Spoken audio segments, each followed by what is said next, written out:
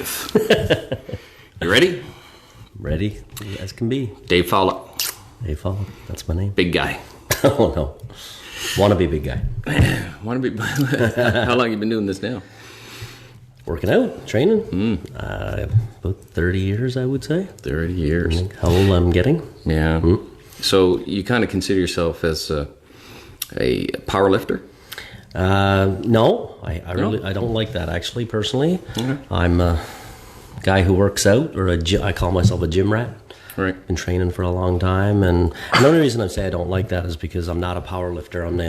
Yes, I compete a little bit now, and I think I'm okay, but I'm not at big levels. So, you know what I mean? And I'm not getting paid, obviously, to do it. I'm not sponsored and all that kind of stuff. So I'm not I think I'm running out of time for that probably. But no, I just don't like to be, when people say that, or not just about me. I'm just saying, if someone references I'm this or that, or I'm a bodybuilder or whatever, and all they do is just go to the gym, I don't know. I think, why not just say you work out? And but on the flip side of that is I definitely work out differently than just going to the gym and lifting some weights, obviously, and just trying to stay healthy and all that. So you go every day? I go almost every day. There's been times in my life for a long period where I went every day. Okay. Right now I'm going... Just going yeah, you're kind of in the black there. Yeah. I'm going about 6 days a week. So I do go a lot. And I always say to people, I didn't start off that way. You got to build up your abilities and tolerances to be able to do it that frequently. I'm not recommending to anybody that they have to go 6 or 7 days a week.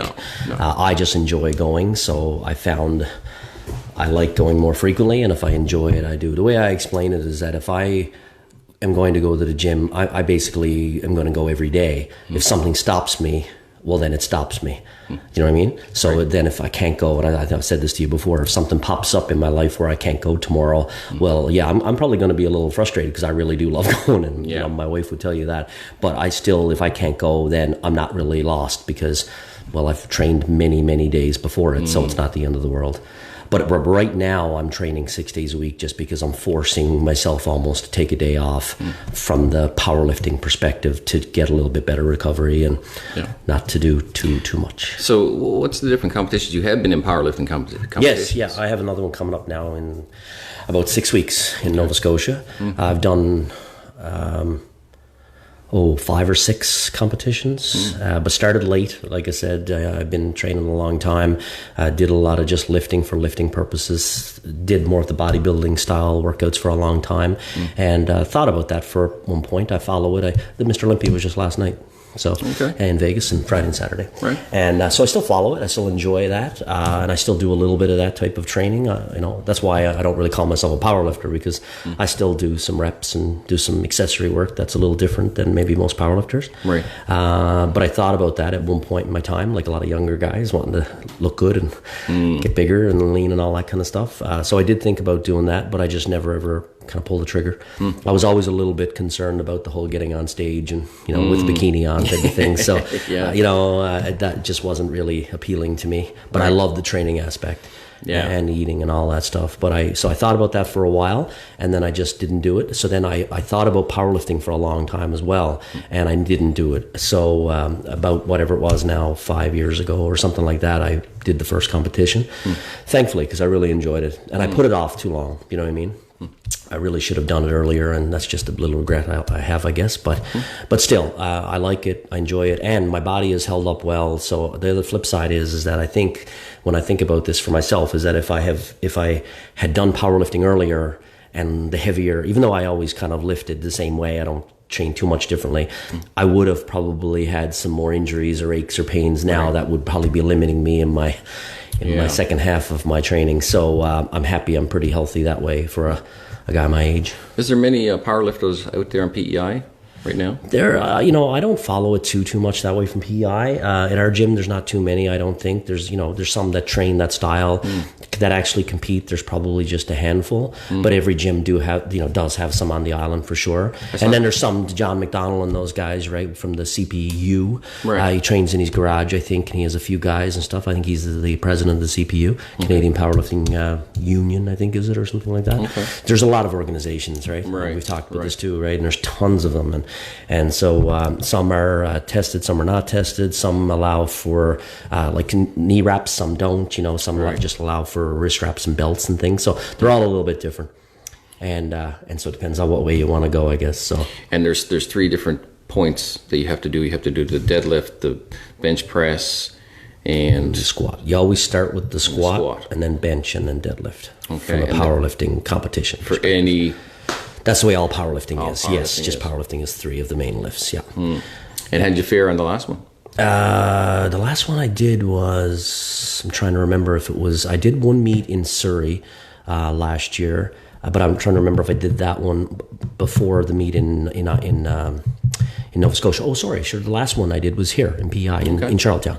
Sorry, I forgot about that one. So I did one in Surrey, which was a raw event, meaning I think it's like 100% raw. Again, different organization. Okay. And there was no knee wraps allowed in that one. So we did that one, me and a friend of mine, for just kind of for some fun. Went down, and it was good. It was a good event. I don't remember exactly what my numbers were there. Sorry about my numbers, but it was the first time ever competing with just knee sleeves. So sleeves, the neoprene sleeve that pulls on the knee, and I usually wear knee wraps for competitions. I've always been in organizations that allowed knee wraps. So I did that one, and then I did a CPF meet in Nova Scotia. That's the same meet I'm going to be doing in November. Okay. So that's with this Renfrew gym over in Elmsdale area, and they're doing that in November, like 2nd or 3rd, I think it is the date. So that's what I'm training for right now. Okay. And so I've done one CPF meet. I've done 3, I think, or 3 or 4 IPA meets previously, International Powerlifting Association. So we started that one over in Amherst just because it was very convenient and easy to go to, close, all that for money wise. And it was good. We enjoyed it. I mean, again, I found it was a decent, good organization. But after the last one, they did the Worlds there, and that was the last one I did with them back again. Sorry, a number of years back, right. Yeah. And did well there. And that was the one we did our first one in Amherst again about a year prior to that, and we did it again. It was great to be able to do it. We did it from me and a couple of friends of mine went over and did it because one of the guys at the gym had already competed in it and been over there. So he was like, "It's fun, it's good, they're a good bunch, all that." It was easy to go do. So we pulled the trigger, set up a bit of a plan, and went over and did it, and really enjoyed it, obviously, to keep going. And then we had to qualify, and I think about 6 months later or 3 or 4 months later we had to qualify because they had the Worlds happening the year after, which was quite interesting. I mean, and the Worlds for an IPA, now again, keeping in mind there's different organizations, different levels, different amounts of people that compete in, the IPF comparison to the IPA and all these different organizations. And how do you qualify? You had to have a certain number for your total. Do they have to see it, or do you just go in and No, you got to go do it. So you had to lift it and have that number, underneath your name, basically. And now it all depends on your body weight and your age group and stuff, so where you qualify. So the numbers were the minimal number that you had to hit to be able to do the Worlds. Because, they want people there, obviously, who are going to be at certain levels. Yeah. And that's not knocking anybody who's newer or not as strong, but if you're going to a world event and you're well off the mark in terms of numbers, it doesn't make for very good competition, right? Yeah. So that you had to have a certain number to do. So we did that. I think that was probably, let's just say, then maybe October prior, and then the following April was the World event over in Amherst as well, which was quite cool. There was people there from the States, obviously from different parts of Canada. One guy was from France, I think, and all that. So it was kind of cool. So we did that event, and that was fun, and that was the last one. I did well there. I did again, keeping in mind for my age group. At the time, I think I was, in the 40 to 45 class or something like that, the numbers, because there's different masters classes from age groups, and I'm in a masters, obviously. And I'm a 220 lifter, so again, it's all based on weight. So there's, 198, pounds, 220, 242, stuff like that. So I was a 220, and I competed at that Worlds, and that was the best I've ever done, actually. Okay. And I had a few, again, I always reference, I have some world records, but I laugh because they're world records in the IPA, and that's not knocking the IPA. Right. It's just they're not all-time world records. They're just world records for that organization. Okay. So I walked away with the squat record for my age group, for my weight class and age group, the deadlift record, and the total record. So I have a nice little plaque home with 3 of my numbers on it and my records on it. So do you remember that one? Yeah, that one was my deadlift was 578, I think. My I don't remember exactly what my bench was, but I'm not the best bencher. So my bench was whatever, 290 something or whatever it was, and my deadlift was 578, I think, in that one. And so the total was 1440 or 1444 or something like that. Oh, they add them all up. Yes, so that's where you can, again, right? You get your you can do each. So there's people that are good at certain ones, and then when you have to do the 3 for the total, and then there's also a Wilks. I don't think it might be changed, but they used to call it. I think they still use it a little bit. But anyway, it looks like they're changing that scoring, and it's just that's based on body weight and your numbers and your. I think for there's variables they put in, and they come out with a score, and then it's also a Wilks score. Right. So usually the person that wins the total, like wins the overall, say, competition, is the person with the best Wilks. Right. But again, you break it down into your weight class and your age group and stuff like that. So I'm, if me and you are 45 and we're both into 220, we're competing against each other, obviously. Okay. So Wilks doesn't matter then. It's just going to be who basically got the bigger numbers on each one, right? So I did well in that event and in that competition, and it felt good to get those numbers, and I was shooting for some good. And I knew, you already knew what the numbers were going in.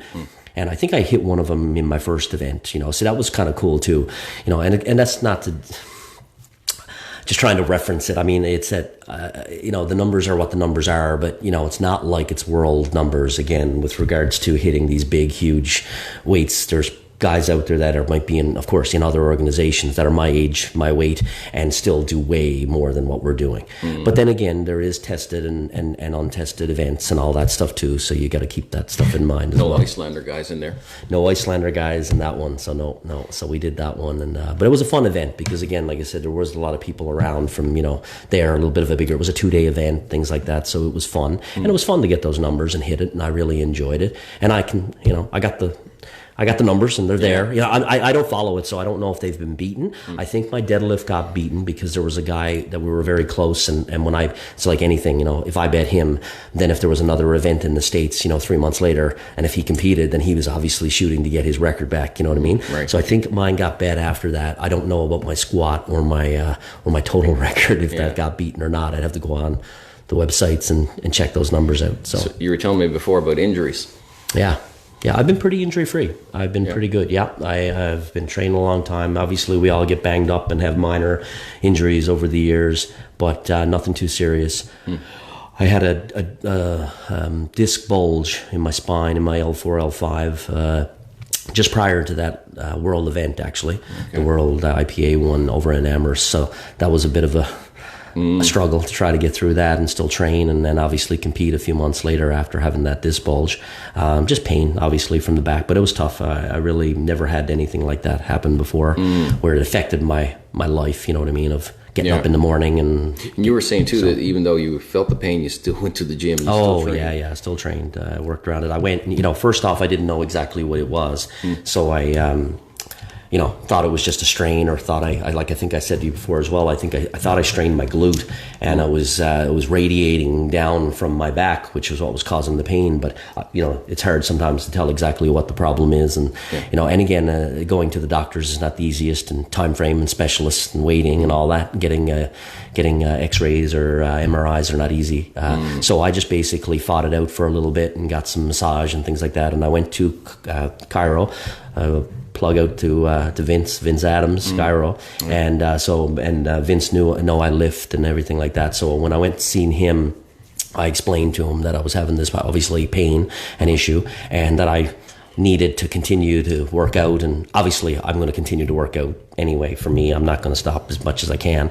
And I said to you again that I feel staying active as you can, right. and not just lying on the couch and trying to let it heal. You know, that's not the best way to do it, in my opinion. It's to keep active, mobile as best you can. We're meant to move. And but Vince did definitely help me out with, you know, with some treatments, and I did that basically once a week for a number of weeks prior to the event. Still worked around the lifts the best I could to heal, and then I was able to, at some point, obviously prior to that meet, to deadlift heavy. And again, you know, I think the deadlifts was what was really hurting me at that point. The squats were pretty good still, on the bench, obviously. Were you into sports when you first started off when you were younger? Yeah, I like a lot of guys. I played all the normal sports. I'm, again, from Newfoundland originally, so back in my small, two Newfs there. But I played all the normal sports growing up, obviously, you know, hockey and softball in the summertime, and all the high school stuff, volleyball, basketball, and everything. So I played a bit of everything, and then I really enjoyed hockey, like a lot of us do, and I still played a bit of rec hockey then as I kind of got older, and did that on and off over the years. And so a bit of and again, I went to university for phys ed too, so so the jock side of it was there. I really enjoyed the physical side, and and did that too. So Would you ever consider doing the strongman competitions? No. I love it. Mm. Love watching it. Love following it a little bit as well. Just, you know, I appreciate it. Yeah. There's no doubt. And I've done, I've done an odd log press over the years, or, you know, lifted a couple little things, flipped a tire and stuff like that, but never really felt the need or want to do that. What's that like, flipping one of those tires? Oh, that's not bad. I didn't find it that bad. But that's not, I'm saying, obviously, I don't remember what size or what weight the tire. There's different sizes, and some of the real big ones, I'm sure, would be a challenge, seeing those big 300-pound guys. It's a size game, you know what I mean? It's just, you have to know where you are on that spectrum, in my opinion, of where your capabilities, and again, that doesn't matter if it's enhanced or not. You have to know where you can go with your height and your body weight, and body weight makes a big difference in that. In that's the thing with them. Right? They have to force feed themselves. They're take in 3,000 calories, or no, more than that. Up to 10,000 calories exactly, a day. Exactly. That was what's the new guy? The guy out there, Thor. Half Thor is the Icelandic guy. So he just got beat this year by Martins Licious from the States. Oh, really? Yeah. So, but Thor is the big guy, obviously, 6'9", whatever he is, 440 And I can't think of his name now, but I think there's a guy from the UK. Eddie Hall. Eddie. Yeah, Eddie won it. Yeah. As well. But same thing, right? Just big, you know, obviously most of them are above 6 feet, and they're all above 300 pounds. And, you know, I would never get to 300 pounds unless I'm going to be pretty fat if I hit 300 pounds at my height. So I just never had the interest in it because of that. Right. Now I understand there's, I think if I'm correct, there's levels of it in terms of on the world kind of aspect of a strongman. When you if you're in the States or Canadian events, I think there is the body weight levels of it. You know what I'm trying to say is.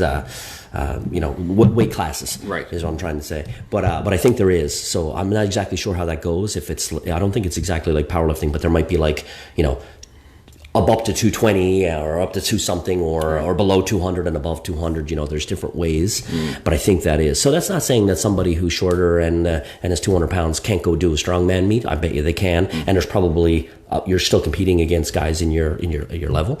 But to the high level world strongman type stuff, it's just big guys. You'd have to think they'd tear your body apart. Some of the things they do. It is dangerous. Most of them have had injuries. Yeah. You always hear that about, you probably can't find one strongman out there who has a certain amount of success and time in the sport that hasn't torn their bicep or biceps and lots of other injuries. So how long recovery time? You said there was quite a while for your back to heal, eh? My back was like anything, I think, and mine was a bulge. So if it was a herniation, it would be longer. If it was a surgery required, obviously it's longer. Same with biceps injuries and stuff, right? Sometimes there's surgery, sometimes there's not. So, the back is problematic because obviously the back affects everything, right? Yeah. If you tear your bicep, you can probably still work around that depending on it. Even after surgery, you can still get back in and do certain things. I'm lucky my back was enough where I could continue to keep active and do certain things, but it definitely, affects your daily life. Like I said, when you have a really bad back issue, knock on wood. Yeah. I haven't had it since, and I've had some tweaks. Obviously, like I said, I've had lots of little low back strains and shoulder strains and things like that. But nothing, thankfully, that's been long term or kept me out or anything. And when you go to the gym now, do you do a full body workout, or do you just concentrate on those three? Right now I concentrate on those three, but I still do a lot of accessory, and I still enjoy doing regular rep work, you know what I mean, arms and shoulders and all the other stuff too.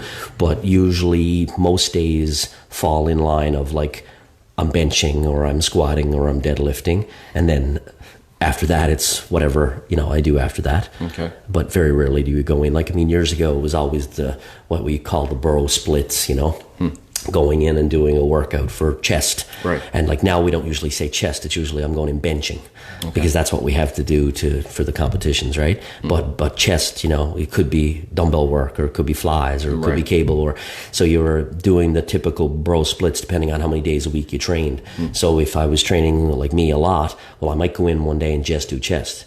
And just do 3, 4, 5 exercises just for chest, and for that hour and a half, and you're done, right? Some other guys might go in and say, okay, I'm only training 4 days a week, so I'm going to do chest and biceps one day, and shoulders and triceps another day, and stuff like that, and split it up, right? So I did all that stuff. I trained in various ways, different programs over the years. Liked a lot of them, and that's what I enjoy about it, is trying different things and putting it in and finding stuff that works for you and mixing it when you want to, kind of thing. So what's your routine, weekly routine, roughly? Right now? Yeah. Right now it's, let's say tomorrow's Monday, I deadlift tomorrow. And then I, with accessory work for me after that, meaning again, I don't call it a back day because it's really not. It's my deadlift, and then I'll usually do some form of a secondary deadlift. And then it's like kind of posterior work, like good mornings and leg curls, or, reverse hyper extensions and those type of things. So that's tomorrow. Monday, and then on Tuesday, right now, as I said, I've been forcing myself to take Tuesdays off. So for a while now, for a few months or at least longer, I've been taking Tuesdays off just again to recover. And then Wednesdays it's squat with some bench after, and then Thursday it's usually some form of pressing again, some chest, shoulders type, arms. Friday it's some upper back with some deads again, some other form, like maybe speed deads. This is what I did this week. And then on Saturday and Sunday, Saturday is my leg day again, kind of more of a leg day, but I squat, and it's more of a bit of a heavier, sometimes maybe some accessory squat work, meaning again some variation of a squat or leg extension or stuff like that. And what's your diet? I see you always have a power drink, or I'm not sure what you're drinking. No, my diet is good and bad. I'm not the best at it, but I work at it. I eat frequently, like a lot of us do, and I eat a fair amount of food, I guess, if you want to consider a comparison to a regular individual. But I like eating small, frequent meals. I don't have the biggest appetite, so you got to find ways to get the food in, because, and again, depends on what you're doing it for. So years ago, the food was more for, again, trying to get bigger, maybe, bigger muscle, and, trying to stay a little leaner and all that, watch out for the fat. And now it's more on fueling the body, because I need to be fueled to do the workout that I did today and the workout I do tomorrow and all that. So I'm just looking at it a little differently, but it doesn't change too much. So I just eat frequently. I do have some shakes and stuff like that. I am a fan of shakes. Protein shakes? Yeah, protein shakes, or it could even be meal replacement, meaning a little more carb, or a weight gain kind of shake. I don't just drink it for weight gain purposes. I don't think that's really good stuff anyway. A lot of a lot of crappy carbs and stuff in some of those filler kind of shakes, you know what I mean? So I don't really promote weight gain shakes, but I mean, I have a variation of those products that I will have and use when I need to. So if I wake up in the morning during going to work and again, not a big appetite, or I'm not a big morning person, well, if I'm banging in a shake, that's getting it in me. I make my own a lot too, with oatmeal in the blender and banana and peanut butter and stuff like that. So you just kind of learn over the years, and you find ways to be able to get the food in, and hopefully, I mean, a lot of us concentrate on protein. We focus our diet around getting enough protein in, and then carbs for the energy, and I mean, fats are important too. So Right. And hopefully healthy fats, but Yeah. I eat garbage as well. I've never eaten extremely strict. I like the burgers and all that stuff too, and eating a bit crappy. But again, I've never competing from a level of bodybuilding or getting to that leanness and all that. I've never really gone down that route too much over the years. I respect it. I'd love to be able to say I did it at one point, or I got extremely lean, or I got extremely whatever, but I just haven't been able to, and then kind of lost the interest in in doing that. I had a bit better appreciation for what bodybuilders go through after watching Eddie Arnold, or Schwarzenegger, and talking about how painful it is to lose that weight, and what they're going through inside. They're starving all the time. And what was it? There was one guy who was talking about his feet were sore when he walked because he had lost so much tissue on the bottom pads of his feet. So lean, and water loss. And the water loss, and that they're at their worst physical point just before they go on stage. Yeah, exactly. So that's the bodybuilding side. They look great, but they're not the healthiest. Right. Yeah. And anybody who takes anything to the extreme, I mean, it's not the healthiest thing to do. I mean, even for again at my low level, it's not the healthiest. You do feel achy, you are sore, you're tired a lot, and you're in putting yourself at risk. If you do get injured, you can really obviously. And that's the thing. And there's no big. You're supporting this all on your own. And there's no money coming in from these gigs. Exactly. So it's all just. I love training. I really enjoy it. I think if anybody's going to do this for a long term, and this is what I try to get across to the guys at the gym, the young guys, is you got to like the training and you got to really enjoy it and want to push it. If you don't, you can still work out, but trying to do this 20, 30 years in a row, if you don't enjoy it, and one thing I pride myself on, and then again, my wife and daughter and stuff, obviously lose a little bit of it because I'm gone to the gym a lot and stuff like that. But I really do enjoy training, and I pride myself on being very consistent, as we said earlier, and anybody who knows me and knows or sees me at the gym, I'm there all the time, meaning, of course, I'm there pretty well every day anyway. And I'm there now a lot longer than I used to be in terms of my workout time too, just because right now, of course, just getting closer, you're there a little bit longer, just getting ready, because you got to warm up a lot and you got to get ready, and we're using bigger weights, so it takes more time to get up to those weights. Do you do stretching? I'm not the best stretcher. Is that right? Yeah, I'll be honest, or I'm not the best at that mobility work and stuff that everybody's into these days. I do minor, but it's not really something that I've loved to do. I try to warm up way better these days because I'm older, but I'm just still the time to stretch. I don't knock it. I think it's great to do, and I would recommend people to stay mobile and fly and stretch. But it's just not something that I spend a lot of time on. I'll be honest with you. I think as well, you can go too far with anything. So stretching too much, the mobility, the rolling, and everything. I mean, I tried a bit of that stuff too. I'm not fully against any of it. I do see that it has its probably benefits, but I laugh a little seeing people spend so much time doing that work, but not putting a lot of work into their actual lifting. So there's another little thing I don't really get. I'd rather spend the time lifting. But again, I do understand there can be imbalances and there can be some issues, and you can have some injuries due to probably being too immobile. But remember, again, when you're powerlifting, we don't want to be extremely loose, because you want to be very tight when you're doing your movements. And if you do your movements enough, you're going to be able to be efficient in the work that you need to do. I don't need to have my knee come up over my head, or it's just not necessary for what I do. So I can squat, I can do those, I can bench and all those movements I need to do. So anything beyond that, what's the real point? As the guess the way I look at it. Do you still get sore? I don't get sore very often anymore. Throwing in an different exercise, or a different scheme of that exercise, meaning if I do some crazy reps that I'm not used to, or if I increase the range or something like that. But the big part of that is if you do something that you're not used to doing anymore, I'll get sore. But I don't get sore too often anymore. Your body gets used to it, you adjust. And again, if you're recovering well, I think I recover very well. And you try to sleep properly. I sleep decent, obviously, and I eat decent. And again, my body's been pretty lucky at recovering, and I don't get beat up too much from the training. But it's built up. And again, I always recommend it's built up over time. I would never recommend anybody who just starts working out to say, hey, I'm going to train 7 days a week, or I'm going to do that type of workout, you know what I mean, from a powerlifting perspective, or even whatever, you know, I'm going to try to do, oh, David did this the other day, I'm going to try to do it. I wouldn't recommend that to anybody. I built up the level, and there's people that are above and beyond me that do way more than me. I've just taken it where I've taken it, and I've enjoyed it, and I think the body can do some really cool stuff. So it's fun. I like the challenge. I really do enjoy the test. You know. Well, there's not many people like you who go that often. No, and I pride myself on that. Year. Exactly. It's not so much I pride myself on going to the gym 6-7 days a week. I pride myself on being very consistent. I don't remember the last time that I missed a workout in terms of just saying, hey, I don't feel like going to the gym today.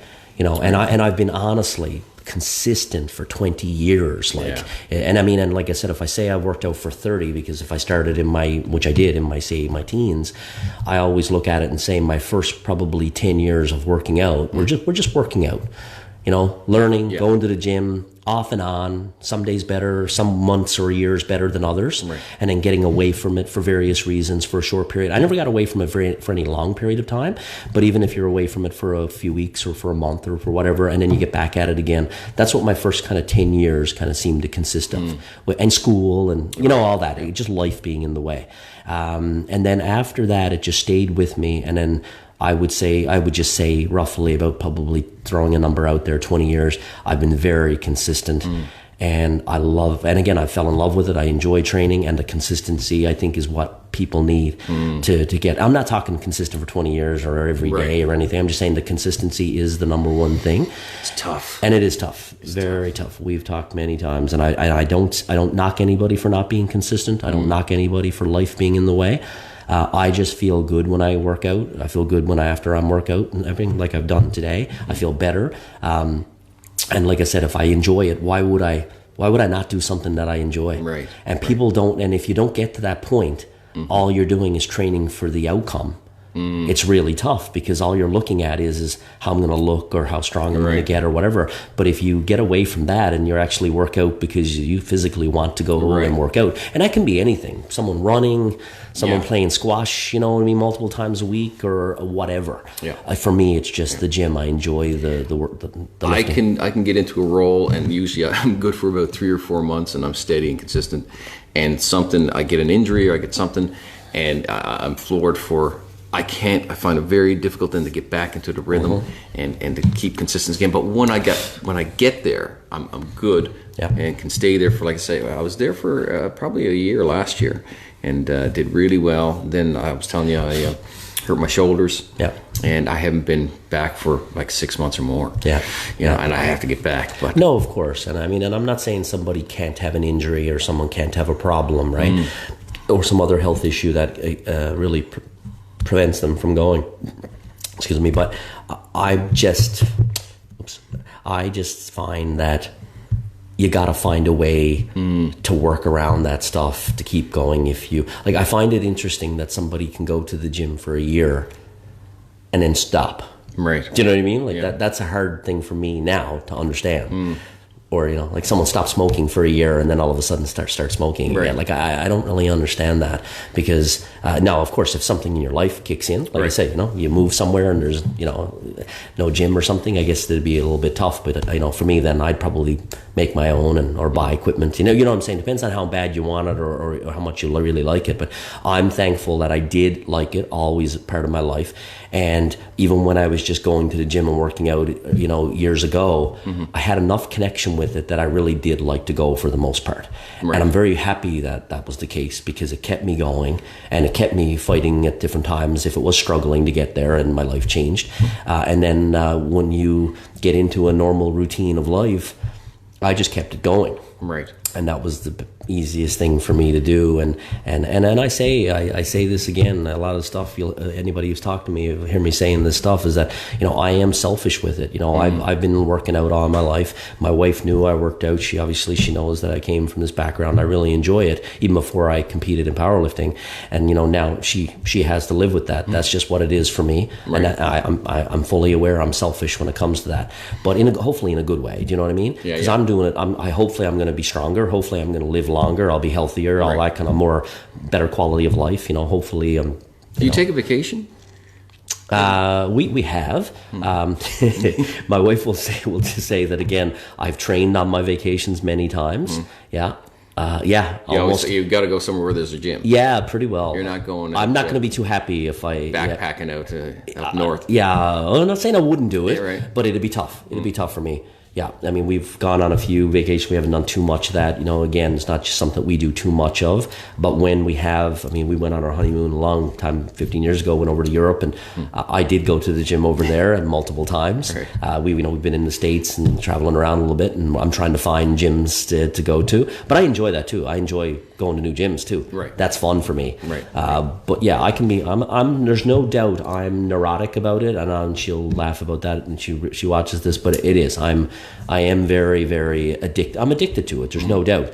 But I still hopefully have enough understanding that if I can't get there, I'm not going to go and freak out. Right. I just obviously, I'm probably going to be a little upset, or I'm probably going to be a little bit unhappy that day. But I'll live and then I'll go the next day. Right. I'm not going to lose my mind over not going to the gym once type of thing. But I'm going to do everything I can if I can make it work.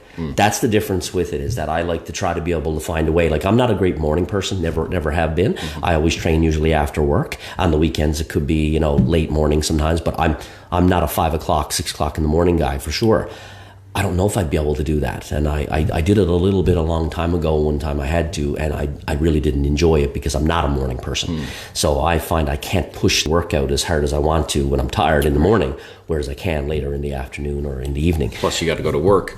Right. And it's probably draining you through the well, day. depending. Sometimes you feel good, and some guys like going in the morning because they feel awake and alive after. And it's funny because even hard workouts, I love after I'm done because I do feel good. I enjoy training, but I also like the effect afterwards. But yeah, so it's not really that. I'm just not a morning person. So I know I'd lose some of my ability to really go hard in the morning. But anyway, I'm just saying is that if you travel and you do different things, I'm still someone who believes that, well, why not? What's the where does the book say that you go on a vacation and you can't go to a gym? True. Right? That doesn't mean you have to ignore your family or you have to go and say, okay, I'm going to the gym every day. Right. It doesn't mean that you have to say I'm going for 4 hours. It just means that if you can fit it in the run of a day because you're at some resort place and you say, hey, you're going to go down, lie on the beach, and I can only lie for. So that's why we went down south one time years ago to Cuba, and I can only handle being on a beach for so long, lying on a whatever a chair. So I'd go to the gym and have a little workout. Now, did I go crazy? No, because the gyms were crappy, and it's hot, and you're not eating the same way, and you're not sleeping the same way. So it's not like I'm breaking records doing that, but I still like to stay connected to it enough, and I enjoy it. So, have you ever been to a gym that you say, "Oh, I wish I had this gym at home"? Or in the province. Yeah, I've been to some nice gyms. I've been up in Ontario at some gyms, and I've been in the States at some gyms. I have been at Gold's Gym in Venice, which is a little bucket list thing, which was cool with my brother, and that was fun. That's where all the big guys. That's where the bodybuilding guys are, and all the Arnold stuff and everything. Joe Wade. It's Joe Gold owned it. I don't know who owns it now, but he started it, and then he moved on to World Gym and all that history. But Arnold and all those and guys, obviously. But that was another version. It was the original. Now it's the it's the newer. They work outside there. That's Muscle Beach. So that's there close as well. We went there. It's pretty cool. Yeah, but I worked out at Gold's. I had a workout there, and we were at Muscle Beach just to see it and everything. So that was fun. But Gold's Gym is Gold's Gym, and I don't know if that. I wouldn't say that's a gym that it was big. Lots of stuff there. Lots of big guys there. But from the way I train and more of the powerlifting style, it's probably not the best gym in the world to go to. But I've been in a few good gyms. Nothing stands out. Like, I haven't been in any of the real, except for Gold's, when you talk about, I don't know, West Side and, all those big, places and Super Training. And anyway, there's a bunch of them in California and different places. And So you've been pretty consistent with your gym here too. I mean, I've only ever seen you at the Atlantic Fitness Center. Yeah. I moved here in 2013 or whenever it was. And when I moved here originally, right away, obviously I'm searching for the gym, right. And came from we were living in Halifax, so I had lots of gyms in Halifax to go to, and moved around a little bit. Still had normal membership, but I liked working out in different gyms in Halifax. I found that fun, and that was a little bit before the powerlifting kind of bug. Right. So it was just training and working out and just lifting in normal, and I enjoyed it. But I liked moving around in the gyms over there. Each one had certain things and pieces of equipment and different atmosphere that I liked. And then when I moved over here, I started at AFC, plug for AFC on Garfield, and I've been there ever since. And I've tried other gyms in terms of just going there for a change, as we talked about, or having a week pass and just going a few times. And every place has its good and bad. Right. Same with AFC, but location. Yeah. You know what I mean? The equipment. You're one of these guys who are into the cold, getting into a cold shower, cold tub, and then go into a sauna or vice versa. The hot cold therapy thing. No, I hate it. Yeah. I've never really tried it from any level of getting into an ice bath or anything, because I can barely get in a pool. I hate it. Oh. I hate my system does not work well with cold. Is that right? Yeah. Getting into a pool or in the ocean in general here. Yeah, but the sauna. I'm not a huge sauna fan. A hot tub, yes, I've been in and stuff, because that's not a big deal. Even though they can be hot, but I can live with that. The sauna, steam saunas, I've been in once or twice. It's a little better, but a dry sauna, I find it's hard to breathe. Yeah. That compression on the chest, I just not a huge fan. It doesn't make me feel very good. But I've never given it any real effort or try or right. Again, you got to keep in mind, right, like if I was living this, or if I was sponsored and making money, right, yeah. and I needed to get in an ice bath so that I could compete next weekend, that might be a little different, but I'm not doing it for that reason. This is all for me, for fun. And there's lots of different theories out there about the ice cold too, and you've probably read, right? Some people say it doesn't work, some people say it works. Right. I think these now proteins. there's some sort of studies out there now that say that it actually physically doesn't improve healing. But then again, guys will say, well, if it doesn't, but it makes me feel good, right. Who cares? Or if it's in my mind, if I think I'm recovering better, the whole placebo effect, who cares? Yeah. I just don't like cold. So again, why would I put I put ice on my, ice pack on my back and neck, and shoulders and all that stuff various times when they're a bit aching. I think ice can help with inflammation. Yeah.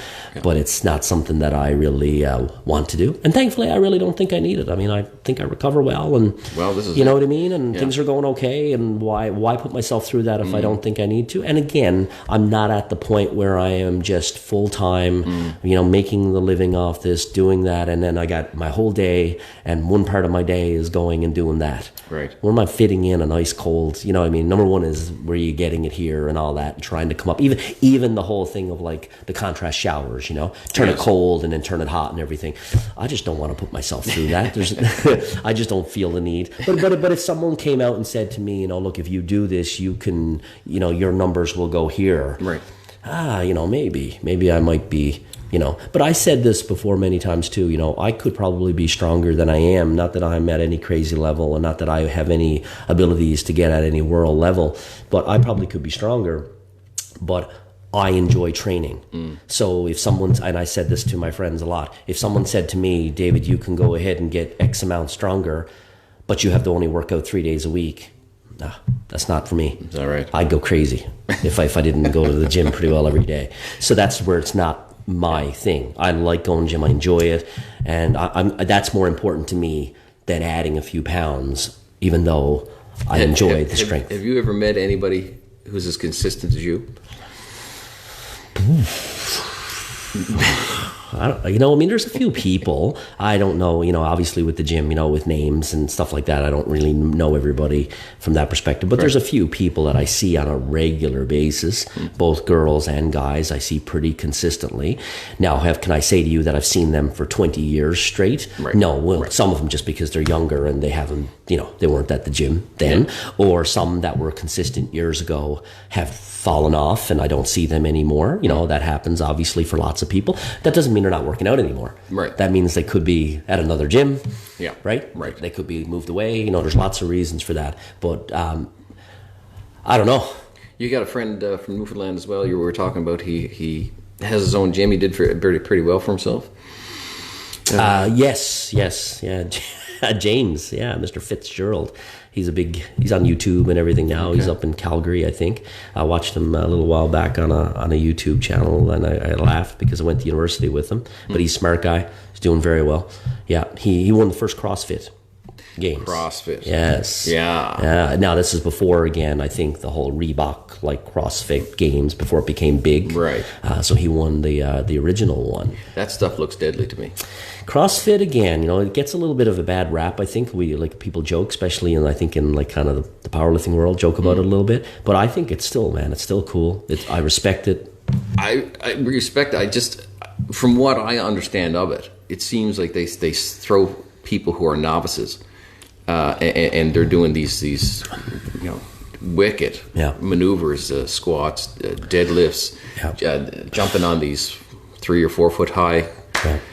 Levels and it's to me it's just like, well, could you ease that in instead of just throwing somebody in there and say, hey, do these exercises. I don't know if throwing them in there, I mean, that's obviously, I think, maybe a bit of a thought that's out there with some of the CrossFit. I don't know, I really don't follow it that well. I don't know what the gyms are like. I mean, I know there's a few here, and obviously they're all over the place now in general, but I think just the theory behind it for some people is that some of the stuff they're doing, especially like the Olympic lifts, are very technical. And if you don't learn how to do it properly, you're putting yourself at risk. And there's so much variety. That's taking the bar straight from the floor and directly over your head. The Olympic is the clean and jerk and the snatch.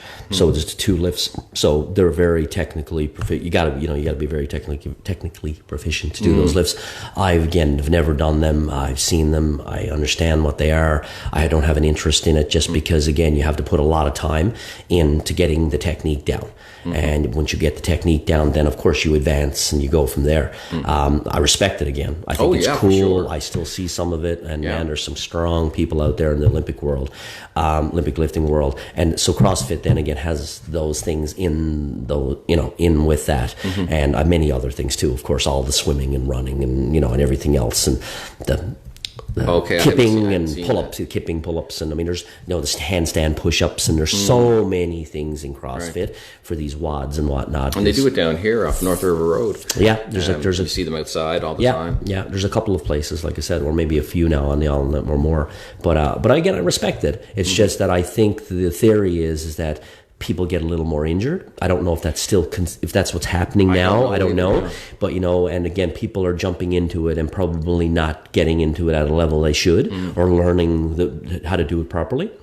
Whereas I think from the lifting perspective, if you're using a machine, or there's still danger in all of it, obviously. Sure. But I mean, even squatting or deadlifting or benching, it's still dangerous. But learning how to do a deadlift, for example, or whatever, is a lot easier, in my opinion, to do than learn how to do a technical clean jerk or a snatch. And so when you learn how to do it and then you advance from there, yes, it can still be dangerous. You're still pushing it if you go heavy and all that kind of stuff. But I still think it's easier and safer potentially than the Olympic lifts. Yeah. So when you throw that in the CrossFit with people trying to run and get in shape, and again,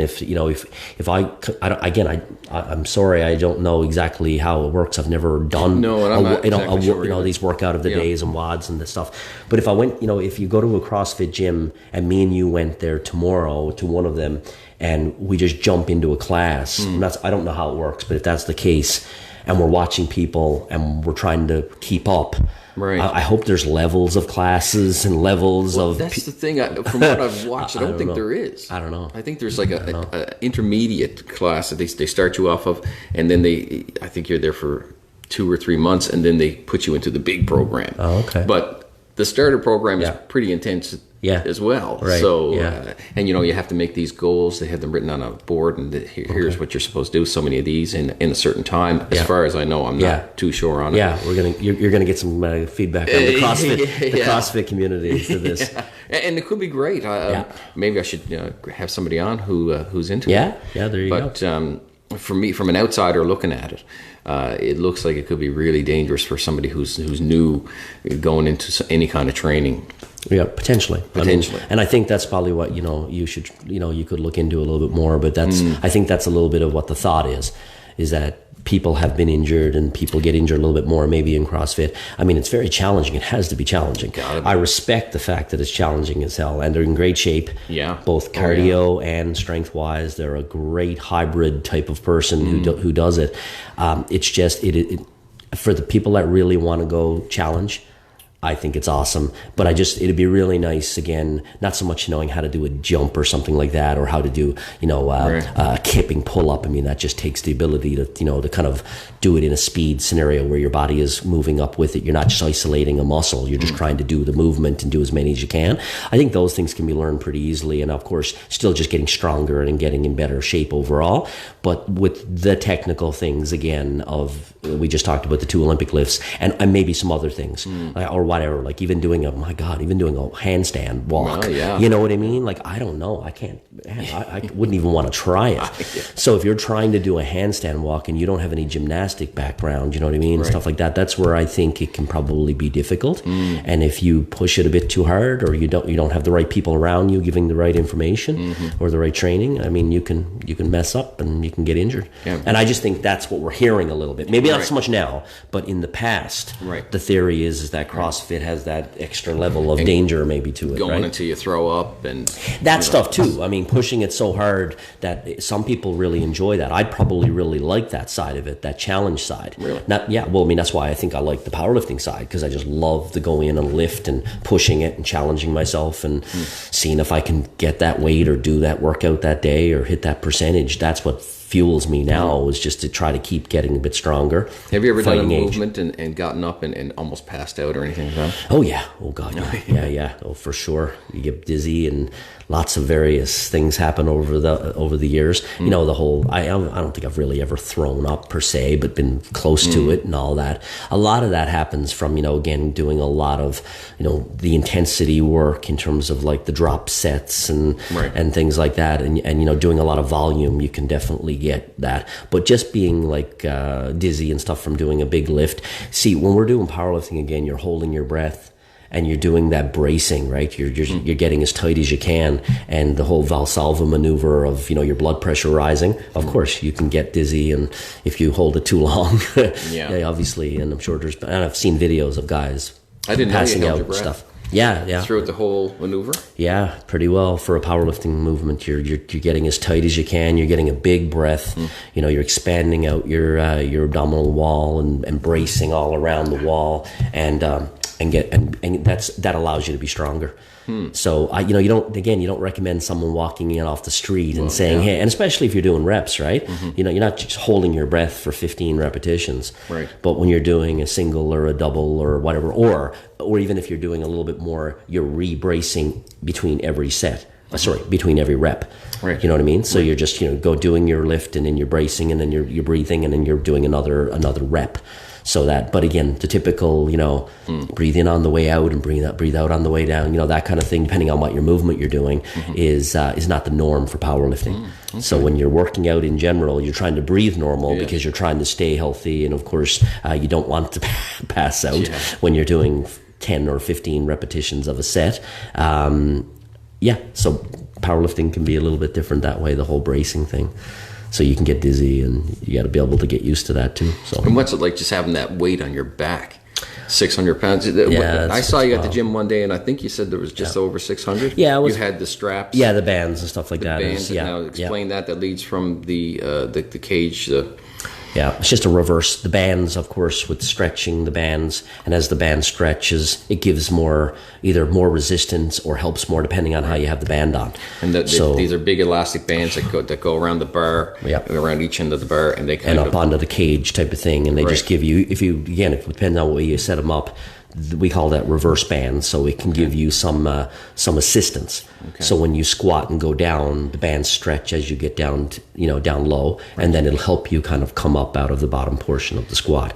And I believe the day I saw you're working out with like 600 pounds. Yeah, it depends on the bands and stuff. It was like 6 something, and I've done probably even up to 700 with certain bands.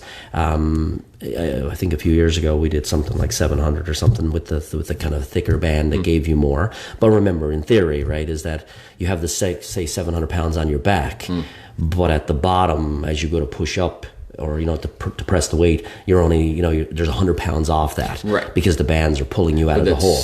But as you come up, it's less taking off you. So when you're at the top, or maybe even at the portion of the top, you have all that weight on your back. Yeah. So it's an interesting thing having that weight on your back. There's no doubt. I mean, even with a band squat, when you step back and you have all that weight on your back, it's interesting. That bar is digging into the muscles on your back. Yeah, you set it up basically on your back in the lower delt onto the rhomboid area of your back. It's not on your spine, of course, and it's not up on your neck. You're putting it in a spot where it can be safe, of course, hopefully, and the the muscles of the back can support it, obviously, and it can be a little higher, a little lower, depending on how people squat.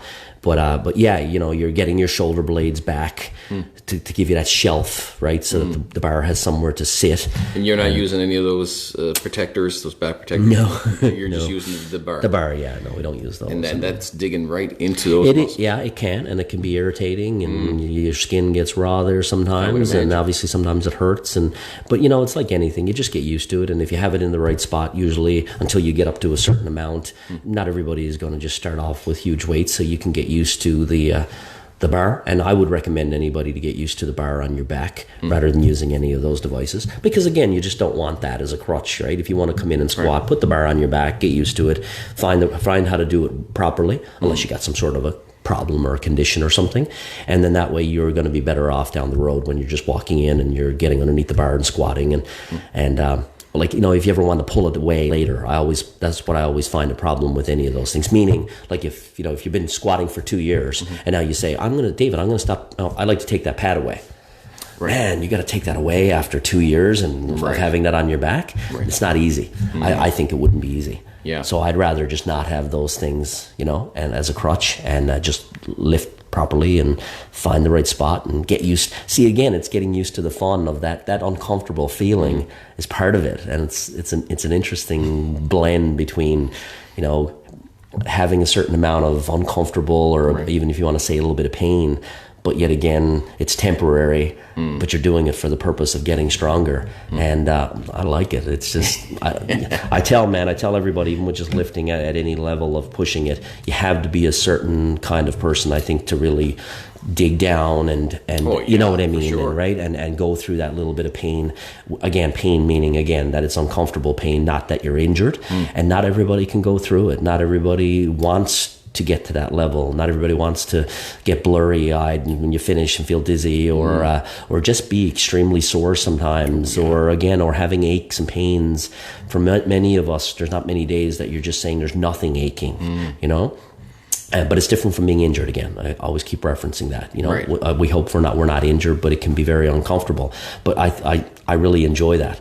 That's part of the challenge, And if everybody loved that, we'd all be doing it. Right. Not everybody loves it, so some of us really enjoy it. We can go through that and push. And some people way better than me, obviously, going crazy and just pushing and pushing and wanting to do everything they can to get stronger or bigger or whatever. I enjoy it, but it's at my level, and I have fun with it. What's your take on any of supplements?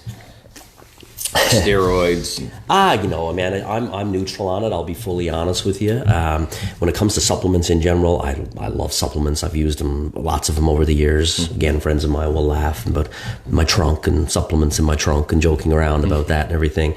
But I mean, I still don't think they're anything crazy. Right. The proteins and the creatines and all those things. I mean, it's just they're that for that reason. Do they work big time? I don't think any of them really work big time. Do I use them? Yes, because this is a fun thing that I do. Right. And if it can give me a little bit of benefit or a little edge, I'll take it. But again, if you didn't get them or couldn't get them, was it going to make a big load of difference? I don't think so. I don't think anything has come out that's been really, really, besides protein, which we just take anyway. Right. And I don't consider that even almost a supplement anymore, right? I'm taking a few shakes a day just to get a little more protein, a little more calories in my diet, and it's hopefully fairly healthy for you. Do they test you for anything at these? Yeah, they do. Yeah, certain. Again, depends on the meats and depends on the organization. So and when it comes to just that point, again, I like that aspect, because if you're being tested, you're in the tested group, and then hopefully you're obviously following by the rules. And then if you're in the non-tested group, well, everything goes. and you can compete there. In many cases, they'll like say amateur or pro or tested, non-tested, depending on what the way they want to word it. And there's some organizations that only have only have tested and non-tested. But like IPF, for example, USAPL is, or here in Canada, it's CPU. It's all tested. So there's no two versions of it. And then other organizations have both versions. Is that a blood test? It's urine usually, I think. Okay.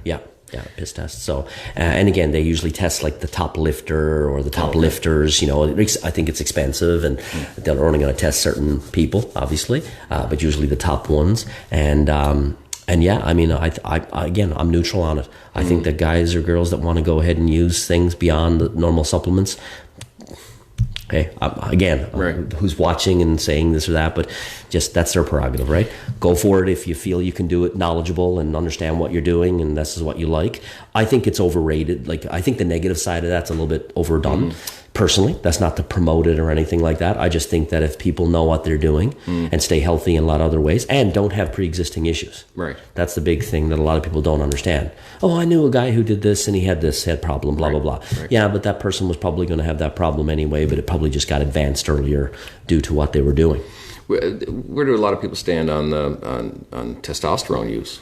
Well, it's the same. It is considered a banned situation. Yep, or banned substance. So I'm not exactly sure where this whole TRT, the replacement therapy or HRT falls in play with certain organizations. I really don't know where that falls. And remember, obviously, if it's a non-tested, well, then it doesn't make any difference. Right. If it's tested, I would assume that they wouldn't be able to. So if you were somebody older who was having TRT therapy, I guess you probably just wouldn't be able to compete in that organization. And it's legal to buy, isn't it, in Canada? I think it's legal to buy and legal to use. I just think it's illegal to sell. My understanding is right. So it's that kind of catch, right? You got to get it, but I don't think it's illegal to use or buy. Right.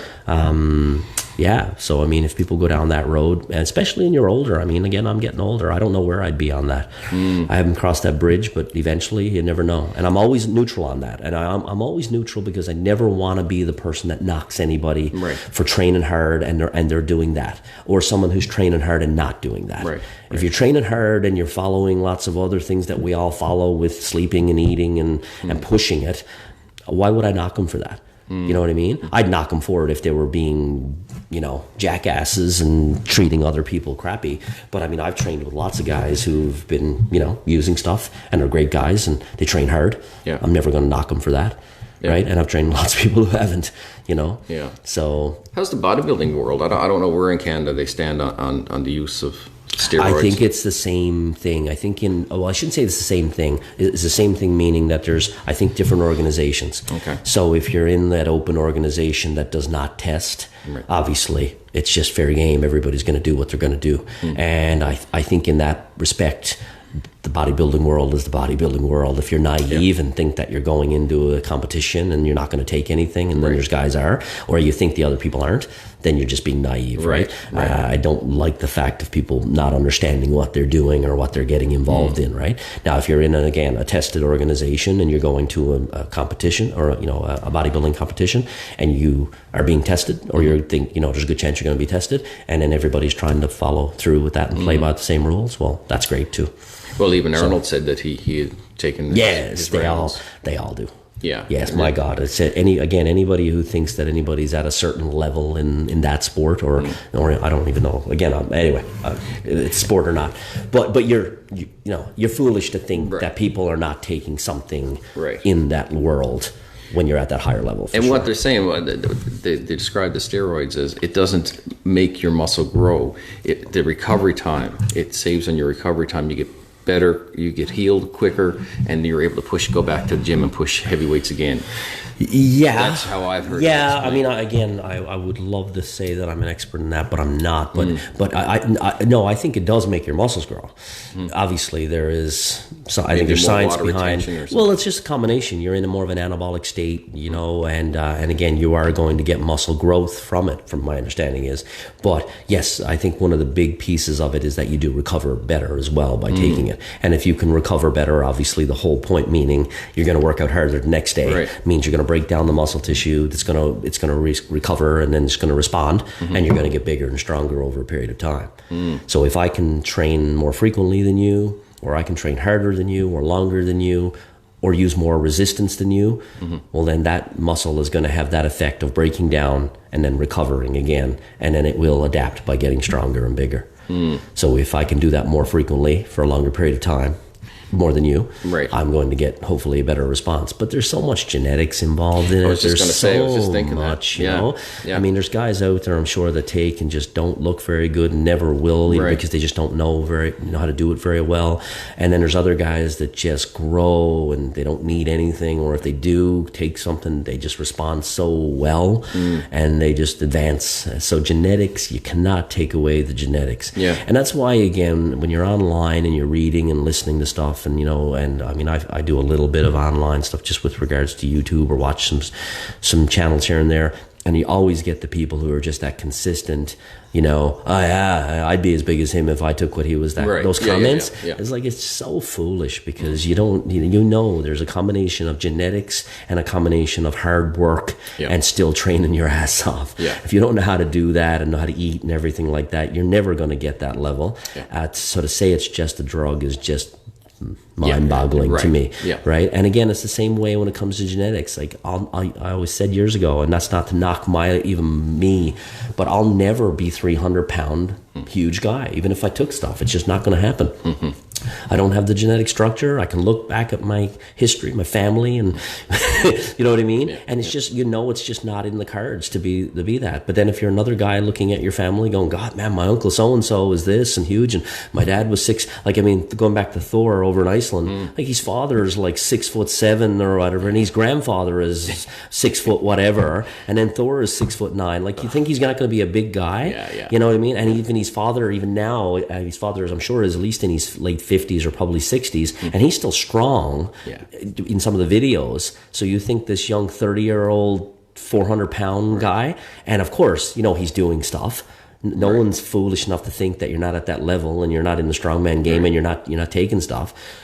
But me and you start taking today, we're never going to be 6'7", 350 pounds or 400 pounds. It's just ridiculous to think that that's the case. So genetics trumps everything. Everything. No matter what. And I was watching a bodybuilding trainer, and somebody had asked him, said, do you turn people down? And he said, yeah, all the time.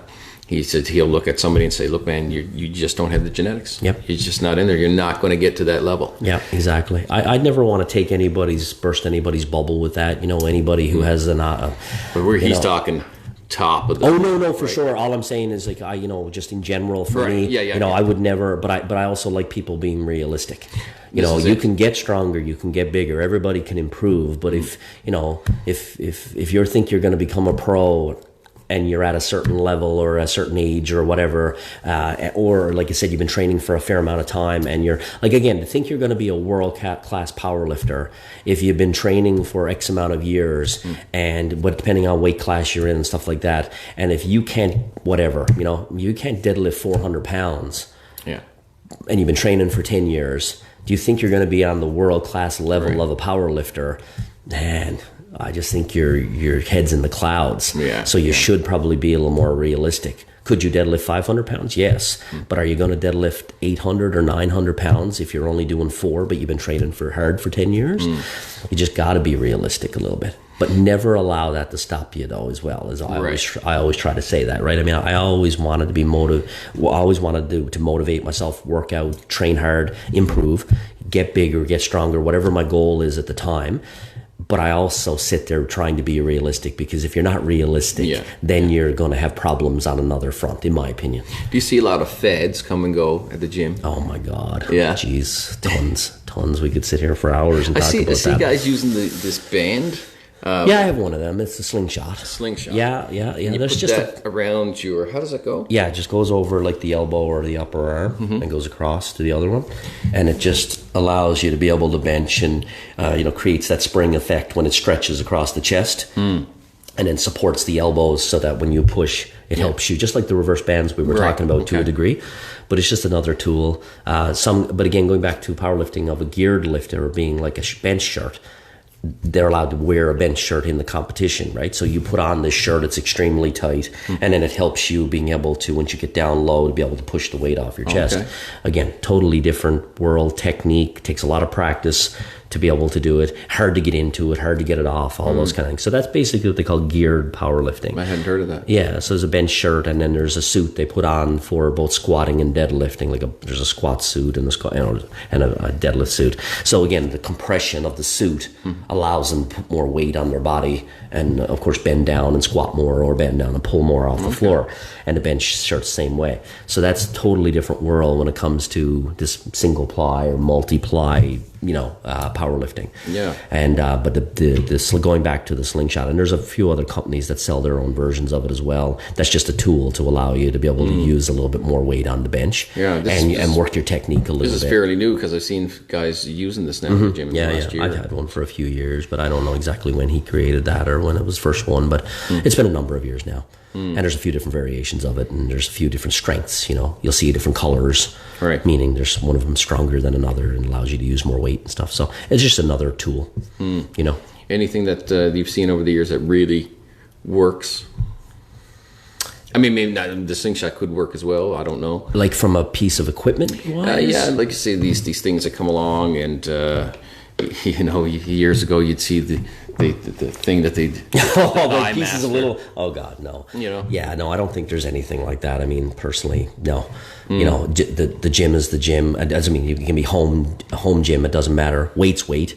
You know what I mean? A cable's a cable. Machine, dumbbell's a dumbbell. I just don't think any of those things, if you use it, yeah, maybe, any of those things, if you use it enough. A piece of a cardio equipment, I mean, that's different, because it doesn't matter if you like the treadmill or a bike or elliptical or whatever. You're burning calories, your heart rate's rising, you're going to get some benefits.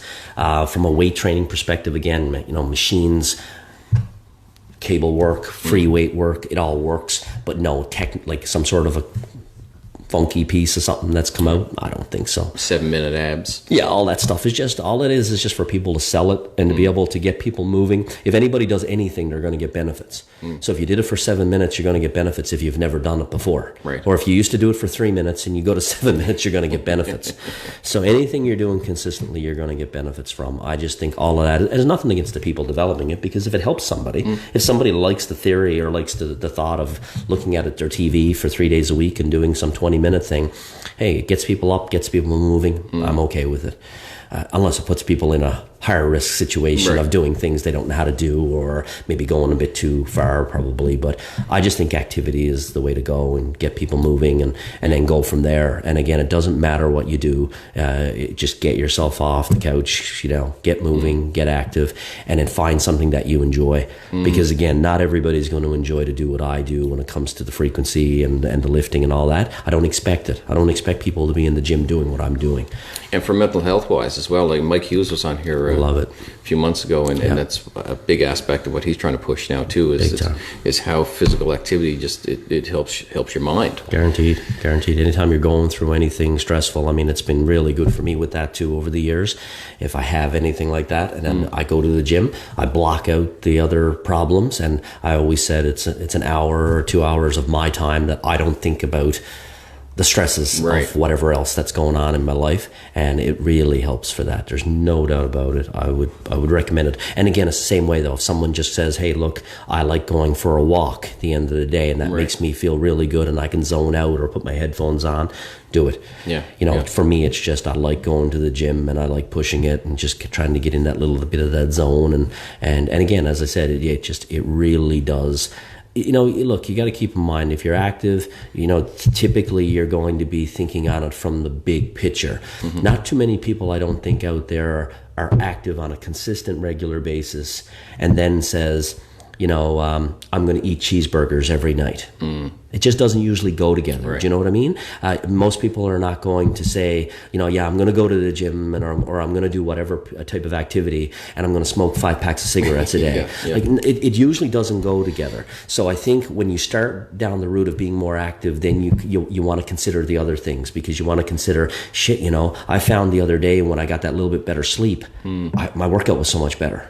Right. Okay, well, that's going to be a fuel to try to sleep better. And then once you start sleeping better, or maybe going to bed a little earlier, then you find it's a connected effect. Right. Oh, my workout yesterday was a lot better because, so you know what I mean? Like, it's all connected. Oh, I found out, when I drank a bit more water the other day, so it really starts to relay itself down the line that many of us who try to be good at one thing, There's so many things that's going to help that we want to work on all of it.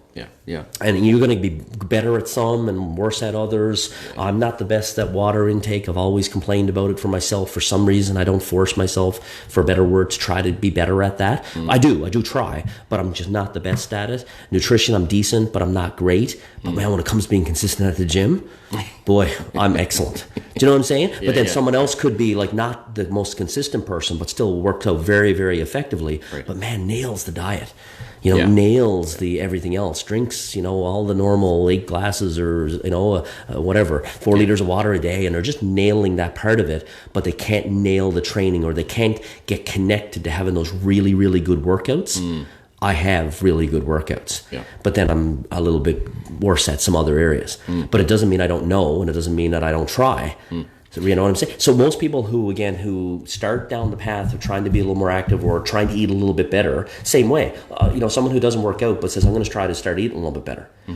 If they continuously try to do that, usually what might happen is, I think I might start going for a walk. Right. So, you know what I mean? And then I think I might try to stop smoking. Yeah. And I might try, and it spirals down that path. And I think that's the point. No matter if you start with the diet side or you start with the exercise side or you start with whatever, I think they are connected. And I think if you work at all of it enough, you'll find some balance. And that's the big thing, I think, for a lot of people, is just trying to find the balance. But doing things you like, again, coming back to it, if you like swimming, go swimming. If you like the gym, go to the gym. I just think you got to find the one that you really do like. And some people are liking everything.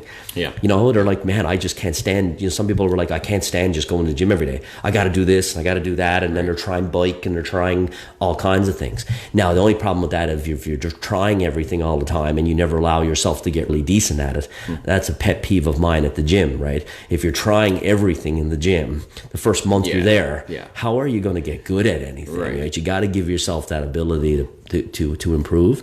And I think that's what makes, again, going back to the gym for a lot of us, and I think even with a little bit of powerlifting, if you're kind of a person that likes the monotony of the same stuff, right? That's where I've gone. I like the scheduling. I like going in every day at the same time. I like knowing I'm going to do this, or I like working on a certain movement that I can advance and get better at that movement. I don't need to do 20 different things in a workout. I'm fine with the monotony of the same stuff over and over again. And having that goal too, going into a competition, that's got to fuel you. Guaranteed. And having a goal of anything is really good. And that's another thing I would recommend to people. I mean, over the years, for a lot of us, it's, what's your goal? I want to get bigger. Or what's your goal? I want to get stronger. Very generic goals. And I think that's okay for a while, but I think after a while, it's nice to narrow your goals down a little bit more. Right. And then I think it's really good to be able to have that target. Yeah. But not everybody has to compete, guys. I mean, you can go to the gym, but again, if your target's going to be, I'm going to be able to lift this amount of weight, or I'm going to get this amount of body weight, or this big, or whatever the case may be, I think sometimes you just need to narrow it down a little bit as you go along with your training, and that'll help you fuel and have fun and hit those targets. You know what I mean? No, I just think a lot of people work out and just kind of go through the motions, and they never ever find the fun factor of really pushing it. Yeah. And that's unfortunate. That's where I find it hard. Yeah. Really. Yeah. And I see when you go to the gym, you've got a few guys you hang out with. It's a social thing as well for you. Guaranteed.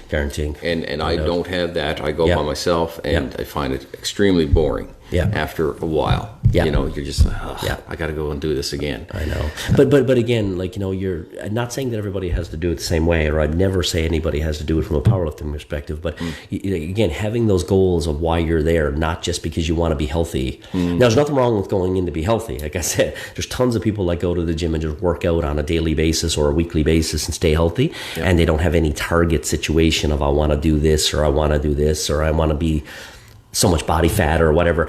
There's nothing wrong with that. If they can continuously do that, that's excellent. That's still better than doing nothing. And we're meant to move. Our bodies are meant to move. We shouldn't be just doing nothing on a regular basis. We know life is tough and stressful, and families and work and everything, and it can be tough to move, but again, we are meant to move, and that's another thing that I don't get, why people like got to force themselves to move. I want to move, you know. I keep saying as well, I can be the laziest guy in the world, and I love being lazy, but I also love being active as well. So there's a blend there. You know, I joke and say, like, I forget to myself enough. Sorry. I joke and say that I love training hard, but at the same time, I also love resting hard as well, you know, and relaxing. I can laze with the best, but I love when I go and work out hard, and then I can kind of reward myself with lying on the couch and watching a movie, or you know, or even eating something crappy because I trained hard, you know what I mean? But a lot of people don't get that, and they just go to the gym and they don't really have a path, and they just kind of roam around and they're trying to find what works for them. And that's nothing wrong with that either. It's going to take a while for some people to figure it out and find what they like, and not everybody wants a gym. Not like people like to do a lot of other things. I mean, outside and everything, that's great, but just talking about the gym, there's a lot of people that just can't find that enjoyment factor, like you just said, about what you do, and it takes a little bit of time to be able to work through that. There's a lot of people who like to ride bikes. Yes.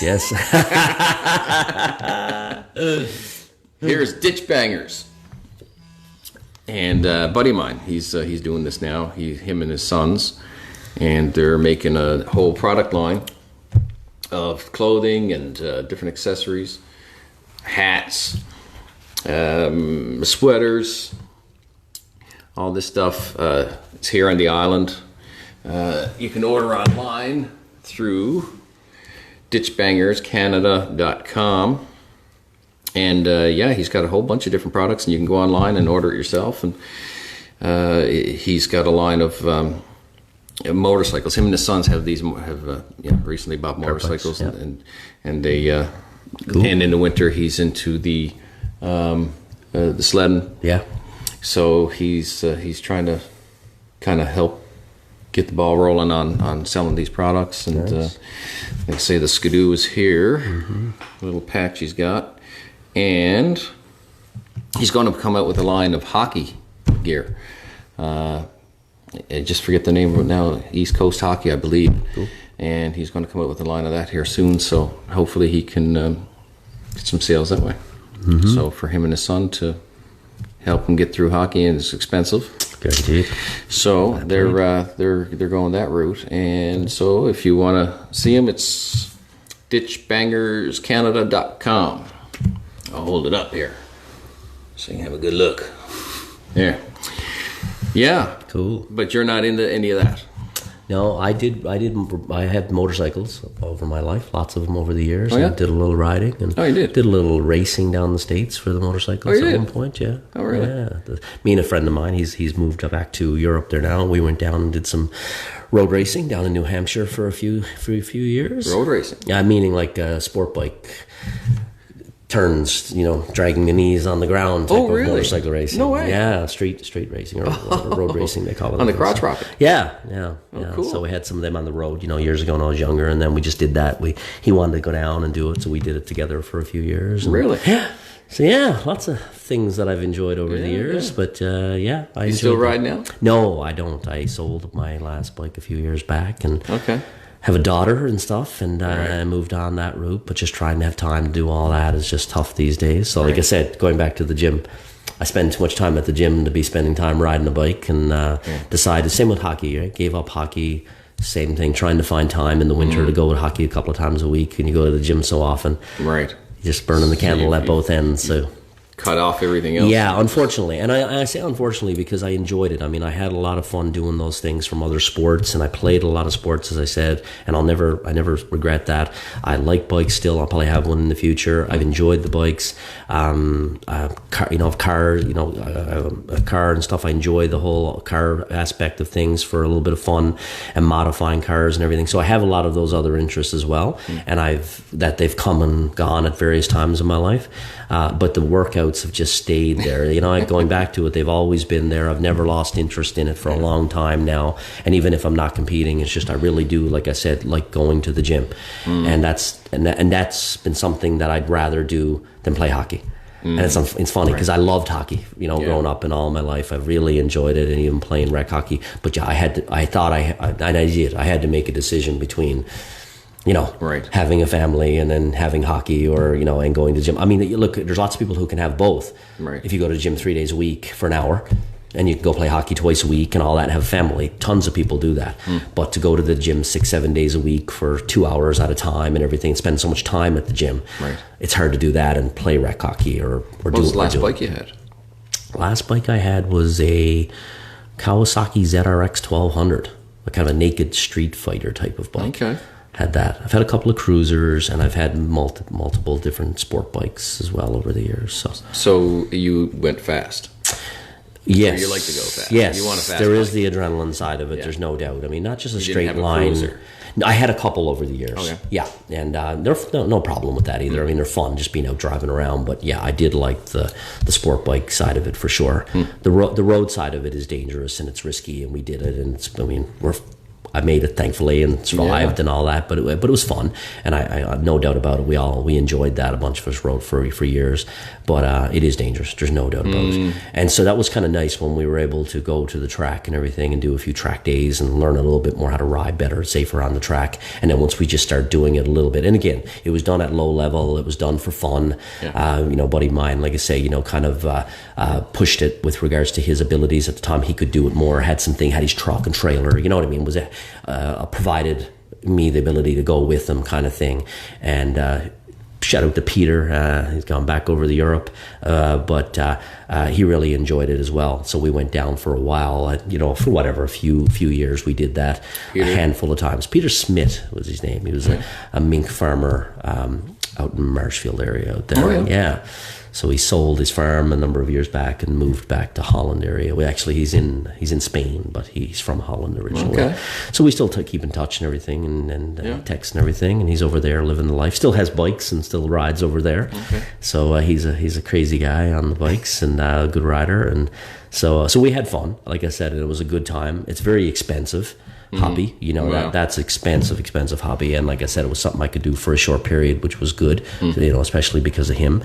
And again, look back, enjoyed it, had fun, had a couple of close calls, had a few. I've been down on the track, of course, a few times, had a few accidents, but thankfully nothing too bad. Yeah. And then just again, when he moved back, and it was getting near the end too, we were getting kind of, I think the time was coming up with it, and I had a bit of a crash there on my last year down there, and then it was time to move on. But a good time. Look back, enjoy it. Yeah, love the adrenaline side of it. Yeah, but again, it was fun from a speed and just the turns, man, and the leaning of the bikes and all that. It was really fun. It looks like fun. It's a blast. Yeah. If you're I've only driven a cruising bike, so yeah. Yeah, I wasn't going too fast. No, and I mean it's dangerous. There's no doubt, but it is definitely fun if you can get on the track and all that stuff and do it. Of course, do it fairly safely. It's really good. You get all your gear on and all that. So. A lot of times it seems to be you have to be careful of the other drivers. When you're on a bike. Oh, guaranteed. Yeah, guaranteed. They don't see you. No doubt. And the road conditions, you just don't know what you're going to deal with. You don't know what's around the corner and gravel on corners and all that. I mean, and I've had some close calls on the road, and thankfully have been good. But people haven't, and there's been some bad scenarios, of course, unfortunately.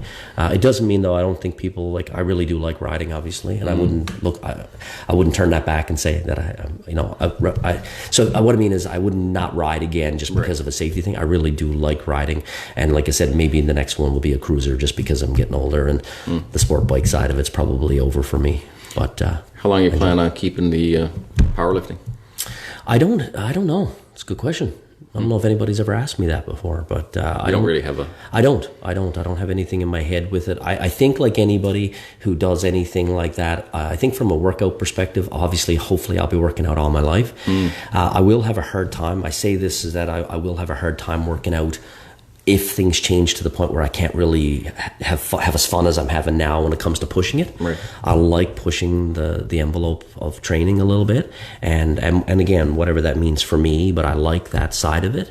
If I can't do that anymore as I get older or some physical issue, I don't know what I'm going to be like. I say that honestly. Yeah. I hope I'm still going to be someone, because I've worked out all my life and I've been active all my life. I hope I will continue to do it at some level. But I am honest to the point where I'm a little nervous that if I can't push it, will I be okay going in and just like working, exercising instead of actual training. Yeah. And I say that, like I said, I think a lot of us go in and train and really push it, and then many people just exercise. And I don't know what I'm going to be like if I ever have to do that. Do you see many older people doing it? I mean, if you go to the competitions, what's the oldest? We have seen some older guys for sure. Oh yeah, I think there was one guy last meet there in here locally that was like 70. Oh really? Yeah, it's cool. Oh yeah. Yeah, I mean, not as many, of course, right? It's just the nature, and that's why, again, when it comes down to why I've been, I think, okay in the world, in the powerlifting world, for the organizations that I've competed in, and even with the CPF, like, if I have like the the Canadian record for the squat or whatever I got, it's because of my age and in my weight class. The numbers are just, there's not as many people that push it at this age. Right, yeah. And so that's what's kind of cool about it. Yes, I'm in a smaller pool, right? Whereas the open class, when you got that person from whatever the number is, 24 to 35, well, I don't know exactly what the number is, but it's a large group, right? And now, of course, there's still weight class, right? So if you're an open powerlifter at 30 years old, you're still competing against everybody at the same weight class you're in, right? Like say if you were the 198s or whatever. But it just means that if you're a 30-year-old guy who's a couple of 100 pounds, there's a lot more of you that are out there that are pushing it and lifting heavy and competing than someone that's 50 at 200 pounds. Pushing it and lifting. Was this 70-year-old, was he pushing some impressive weights? I've seen a couple over the years with it, and not what I've seen, and that's not to knock them, but locally, and the few I've seen haven't been anything crazy. But I do hear, of course, that there are, from the world level, there are some crazy numbers out there for some older. Oh yeah, my God, I wouldn't be there. So that's where it goes to show you, like, there's just different levels, right? You can be strong for your level, you can be strong at your gym, or you can be whatever, you can be strong for your even organization, but there's always stronger, bigger guys out there. And it's amazing, how far they can take it. It's wild. But that's what's fun. I just find it's fun. And again, as I said, if you can respect where you are with it, but you can still push and you can still have goals, but you're a little bit realistic to where you are and what you want to do, and especially depending, again, as we talked earlier, depends on what kind of supplements and stuff you're taking. So if you're balanced on what that is, but you should never mean that you can't improve and you can't get stronger and you can't. The difference with me too, and we didn't talk about it, was that, and not just me, but anybody who's a little bit older, is a lot of times when we're training, it's not always so much to even get stronger anymore or get bigger. It's to maintain. I don't walk in the gym and say I'm going to maintain, because I can't train like that. I train hard and everything. But I mean is, I know deep down that if I can still lift a certain amount of weight, and I still lift that same amount of weight in 3 years, I've done something good, right? Yeah. Because there is going to be a trail, what am I trying to say? There's going to be an effect eventually where there's going to start, coming down, where I know I can't continuously lift the same amount of weight. But so far, you've still been increasing. Yes, and that's what's fun about it. It's cool. And again, it just goes to show you, I don't know if when I was younger, if I just ever took it to that level and I didn't push it as hard. So as I'm getting stronger now, and if someone said, well, like, when were you at your strongest? Well, I'm kind of at my strongest now, and I've been training for 30 years. Someone would say, well, wow. Yeah. Someone could say, well, you must have been really training crappy for the first 20 years, you know what I'm saying? If you're only doing this now. And I go, yeah, but that's not what the goal was, right? Back then, the goal was more around doing the reps and doing the drop down sets and the intensity and trying to build a muscle and get heavier or bigger, whatever way you want to call it. So there was a lot of different goals back then.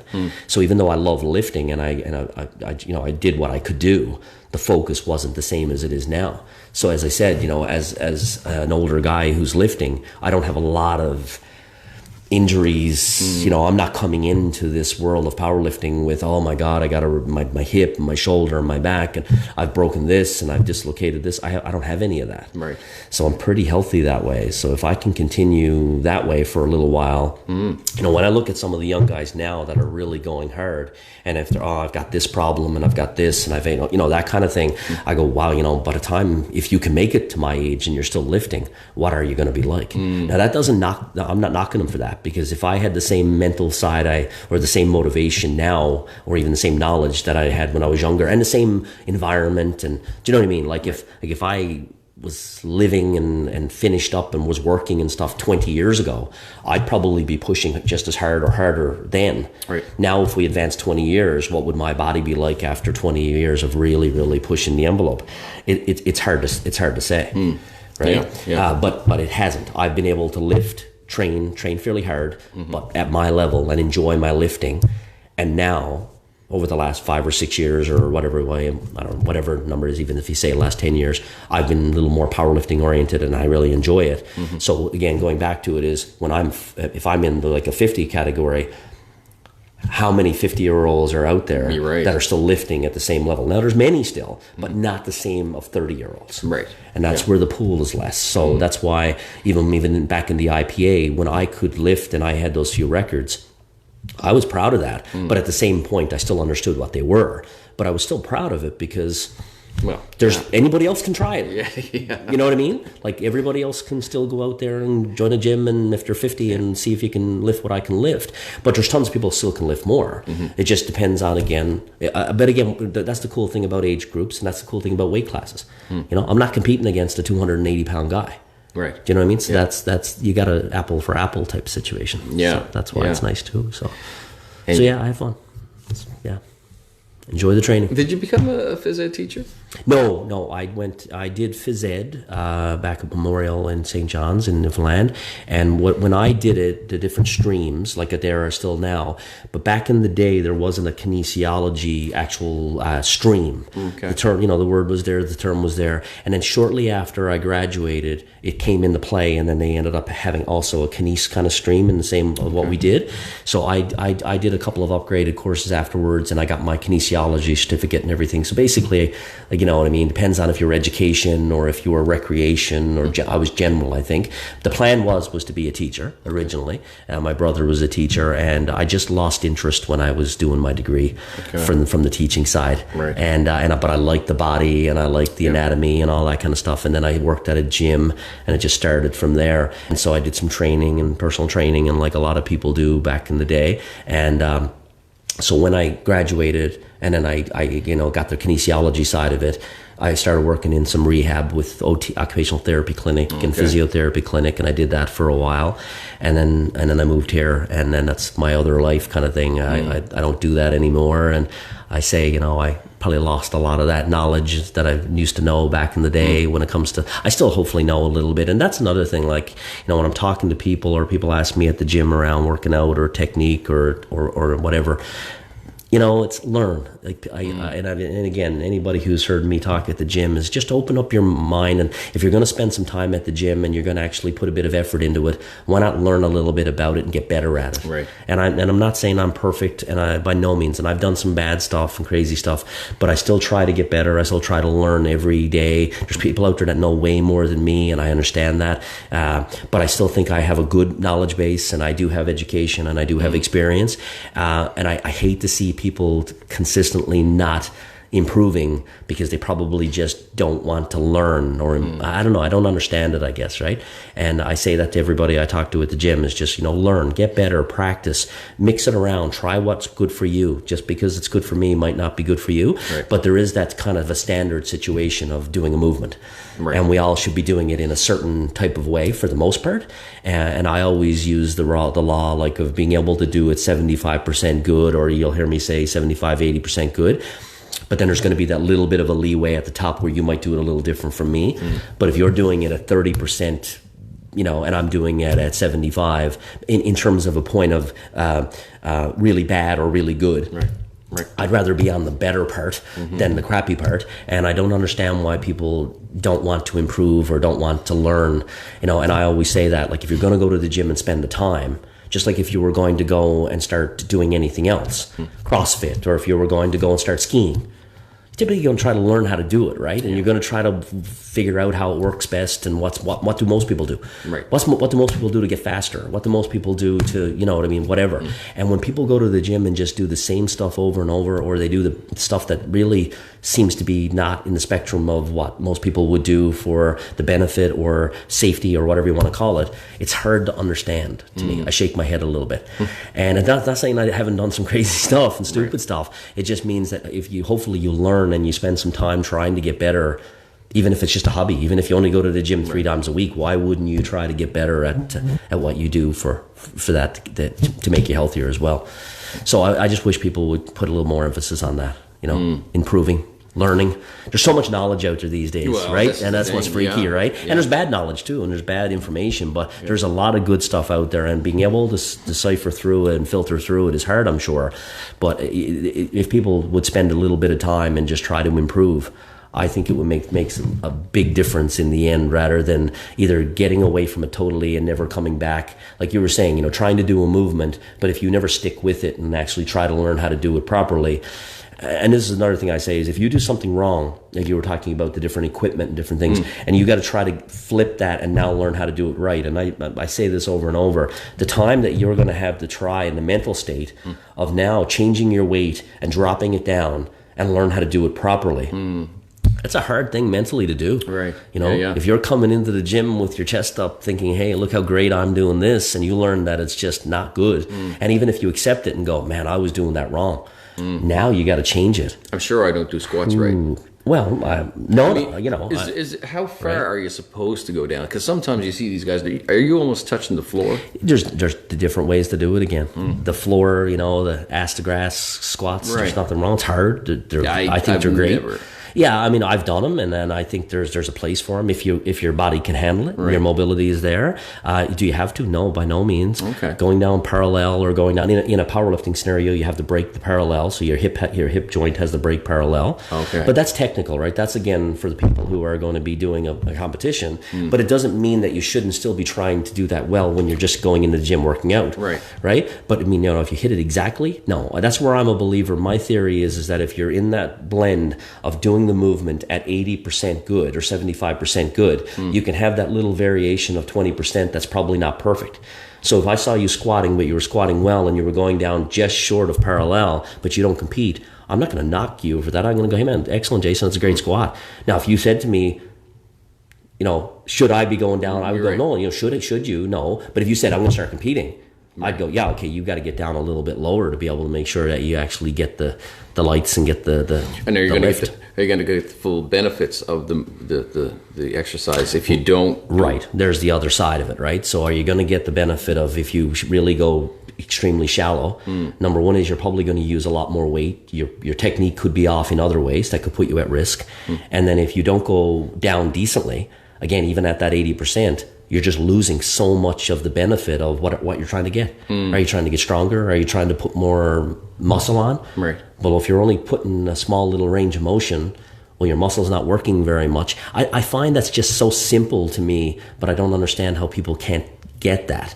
So when I see somebody in the gym just breaking their knees squatting, I don't understand how they can't really, after a little bit, understand that that's not. I'm not talking about that pure newbie who just walks in, young guy that never heard anything and he just starts squatting kind of thing. But if you spend any time and if you start listening and reading and learning and watching stuff, I can't see how that doesn't cross your mind. But see, there's where it's good to get it early, because if you don't get it early and then all of a sudden you have a big load of weight on your back, but you've been doing it improperly for 5 years, trying to change that, man, that's a difficult thing. Your ego is going to take a really bad kicking when all of a sudden you got to remove half the weight to get that range. And you can get the trainers at the gym. Yeah, exactly. It's there, and I mean, just ask questions and watch and open your eyes and learn. Again, not saying that any of us are perfect at anything, myself included. It just means, hopefully you'll be able to get information from a lot of different people, and you'll be able to find that blend where it works for you. You may not want to go down as low, or you may want to go lower than me or whatever, for example, but that doesn't mean it's wrong. But I think if you polled people and said, is a squat just 2 inches at the top and then just come back up again, most people are going to say, no, that's not a squat. Yeah. So when you see it happening, or if it's kind of confusing to understand why that's still happening with the information that's out there. Right. Back in my day, I can understand that when you just never had the information and you were training in basements and all that kind of stuff and you're doing some stupid stuff. But today's, I don't understand why it's happening today. And every gym, it happens. It's just the nature of the beast. People want to be stronger, but they don't want to put the work in, and people think, that they're doing it right for some reason. Their ego kicks in, and it takes over. You know, and that's another theory I've said many times to people, is that my theory on the ego is that, you know, people say, you know, yeah, I got to try to, you know, get my ego, or I shouldn't have an ego, or that guy has a big ego. I go, no, you should have an ego. An ego is very important in lifting, but it's important to control your ego. If you don't control your ego, you're going to let it control you, and then you're going to be doing the crappy moves, or you're going to be doing too much weight, and either you're going to get injured, or you're going to end up, you know what I mean, not having the benefits that you want. Or you're going to come to a point and you realize what you should be doing, and you're going to go, oh God, I've been doing this wrong for so many years. Now I'm either embarrassed or I've got to change it, and look how hard it's going to be for me to change that pattern. But if you learn that early along and you actually try to do it decently, even again at that percentage point, but your ego is there driving you to get better and stronger, that's awesome. Yeah. As long as you have control over it. Yeah. Right? I always say I don't want to lose my ego, even at my age. I love having my ego there pushing me along. When there's someone watching or there's somebody pushing along, I get riled up, and I think it helps me lift. But if you can't control that, then the next thing I'm in the gym next week with an extra 100 pounds on my back, and I can't lift it, or I'm failing. You know what I mean? Yeah. And then that's not good for me, or I'm getting injured, obviously, or I'm just not getting improvements. Do you ever put a weight on, and as soon as you lift, you say, "Oh no, I can't do that," and put it back? No, I haven't done that in a long time, I don't think. And it's just, again, it's the point of being able to understand where you are in your lifting. Right. And I'm not knocking anybody for doing that. There's people that do that, obviously. I hate seeing guys fail all the time these days, too. It's another little pet peeve of mine, because you shouldn't be failing all the time in terms of your lifts. And I'm not saying I watch everybody, but I'm saying I do see some people fail. What do you mean exactly by fail? Just meaning a lift. Like if they're doing a lift, either like, you know, going for another repetition and not getting it, and you having to help them, or they have to dump it, or depending on what movement they're doing, or just going for one repetition and failing on that repetition, right? So whatever, if you're trying to pull up a deadlift and you go to pull it and you get it to your knees and you drop it and stop and you can't get it, well, you failed on that lift. You couldn't stand up with it. So why you're choosing that weight is interesting to me, right? I'm not saying that I haven't failed, because I've failed lots of times, but it just means if you're failing all the time, and a lot of things that I say and a lot of things I've read and watched and everything over the years are just what other people have said too. And once I've learned that I'm not always testing myself, but I'm actually working out to build strength or muscle, well, you got to spend time building. You don't just build every time you go into the gym. Right. So once I was able to understand that too, and nothing on top of all the education and the mechanics and the anatomy and the physiology and all that, beyond all that, just the real world of being in the gym training and being able to decipher between, again, am I in the gym right now doing work to get me to a point, or am I in the gym every day testing myself? And if you're testing yourself every day, which I have done that in the past, you're going to hit a wall, and you're either going to get injured, you're going to hit a wall, or you're going to start decreasing, right? So once you learn that that's not what it's about, no matter if you're trying to get bigger or stronger, it doesn't matter, or leaner, you got to be able to come in and put the work in. And the work in over a period of time is what gets you to the point where you're trying to go. So when I see guys come in and failing all the time, they just don't understand that yet, right? And it doesn't mean that you shouldn't test yourself every now and again, because that's fun. Yeah. And I love seeing guys push. It's excellent to see guys really going hard and putting more weight on and failing to a degree. But if you're failing just because you're just coming in the gym and you've also failed that same lift last week, right? I don't understand what your motive is on that, right? Do you notice? Do you think that there's more people tend to adopt a healthier lifestyle now, and that they're trying to get out and go to the gym and get better? It just, I see it. I think I see it from my end. I know a lot of guys I'm 46 now, 45. 45. You're younger. Yeah, and I notice I hardly know any guys who smoke anymore. All my friends used to smoke. Yeah. I hardly know guys who drink heavily anymore. Yeah. Social drinkers, and that's it. Yeah. Have you seen the increase of people going to the gym? I think so. I think overall it is. Seems, what I see. Oh God, the gyms are big. I mean, obviously they're opening up, and all the bigger chains are there, and they're coming everywhere. So I think for sure. And even in the gym, I mean, at AFC, there's definitely a lot of people, and it comes and goes and whatnot.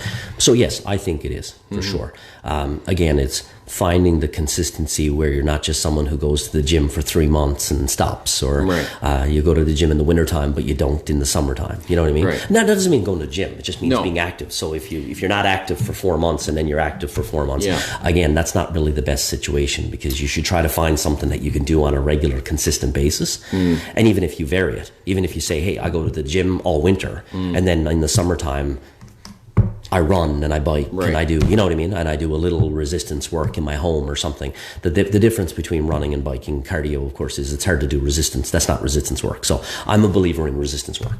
So not just, of course, cardio for the heart and everything, and for body weight and health and everything. And it's great. But I still think there's a place for resistance, that if it's band work, if it's at home, if it's dumbbells, if it's a gym, it doesn't matter. You should have some resistance work in your training. So for somebody who just runs, I think they should have some resistance work in their life, for the joints and for the bone structure and density and all that side, and just be strong. Why wouldn't you want to be stronger? Why wouldn't you want to be able to take your own groceries and lift this and lift that and move, you know what I mean? To your level and to what you want to do. It's good for the bones as well as you age. Guaranteed. I've been down, like I said, and one of the things on the bike and even like say racing, and I think one of the reasons I've never broken a bone.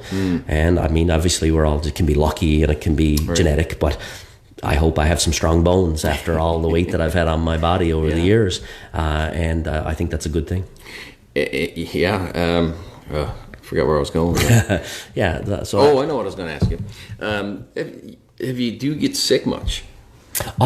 That's an interesting question, because I do get sick probably a lot more than what people would think I would. And what I mean by that is like the colds and the flus and things like that. I'm healthy wise. No, I don't, thankfully. I'm good. I don't have any sicknesses that way or anything serious, thankfully. Never had, knock on wood again. But when it comes to just colds and things like that, but the difference that is for me, and I say this to some friends a little bit, and even like with coworkers, they think, well, David's this guy who goes, why is he sick? Why does he have the cold? Or what, whatever, like, because every year if you get a couple of colds or something, that puts me out for a day or something like that. Or, you just got some symptoms for a little bit and they're kind of confused. Aren't you supposed to be people have said that to me before. Aren't you supposed to be the healthy guy? Aren't you, guy going to the gym every day? Like, what, why do you have the cold multiple times every winter? Right. But I stress my body a lot too. And that's what people don't understand, right? Yes, I try to sleep good and I try to eat well and I try to take care of myself and take supplements and take my vitamins and all that stuff. But I stress my body. It's good stress. Yeah. But it's hard to control the stress. Too much stress, too much good turns into bad stress. Right. And then if you put some other stresses on the body on top of that, life. Right? Yep. Anything else, any other family issues, this, that, whatever, money, all this other stresses come on. The body doesn't know the difference. The body just sees it as stress. So if I'm at the gym and I'm deadlifting heavy tomorrow and I'm putting myself through that stress, and then it's good stress when I can go home and eat and rest and recover, but it's not good stress when I probably can't, if I don't do as good as a job with that. And then on top of it, you put a bug in there, and all of a sudden now my daughter brings home a bug from school, and it, and puts it towards me.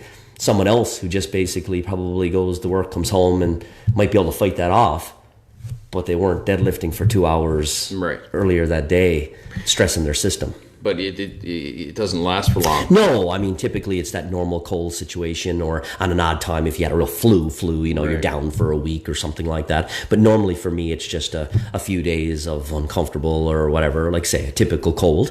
But the only other thing too, I think with me sometimes that I say is it drags on a little longer than it might for somebody. I still work, still go to the gym and all that, but someone else might be gone in a few days, where it might drag on a little longer because I keep stressing myself. I don't get a cold and go home and rest and take a week off from the gym. Is that a good idea? No, probably not.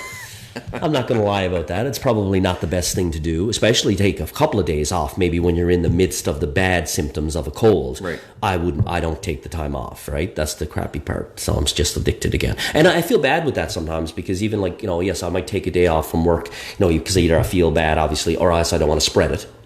And same way, I probably will avoid the gym for a day, you know what I mean, when I'm in that bad scenario. But I know I go, and I go sometimes and I'll go, shit, I probably shouldn't be here spreading this, you know what I mean? And I feel bad, but man, again, you're addicted. It's hard, But that's a good question, and that's an important piece, because the stress is stress. The stress is good stress when you can recover. But if you can't recover, then it's not good. So I've been very good, I think, at recovering. But when you do enter in those certain external stresses that I'm not used to, or you know what I mean, like some other outside family stress that comes into play or something that happens and that's not normal for me, then that builds up on top of my other stress that I'm used to. Yeah. And I probably can't handle that, and that's where I would get sick, right? Or you offer in just a cold, bug, and then all of a sudden that's entered in, and I can't handle that for a few days. I'll probably get symptoms, but then of course, hopefully within a few days or a week, I'm fine again.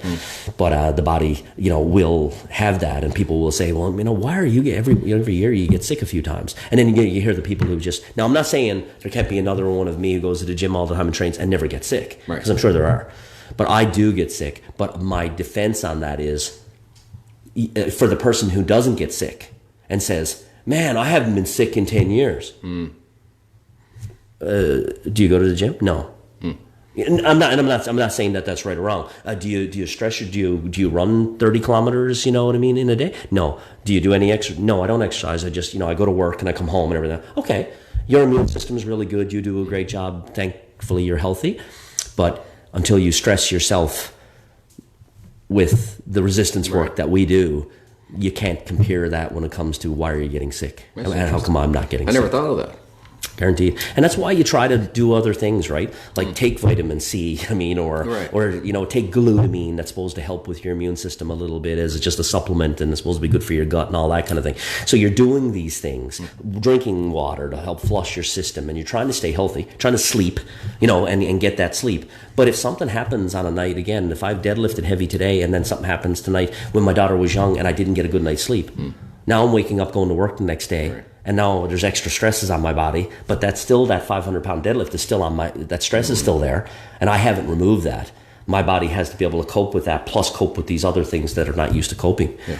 So you're trying to do your best to check all the boxes, and like I say, even just take that vitamin C and the theory behind helping your immune system. But man, if there's other things coming in, sometimes you can't control it. Eat a good Jigs dinner. Good Jigs dinner always helps. Yeah. When's the last time you were home? Summer. Oh, really? The fall. I think I was home there for work, so I was home. Yeah, I was home a couple of times in the last couple of years, and then there was a good gap. There was probably 4 or 5 years that I hadn't been home previously to that.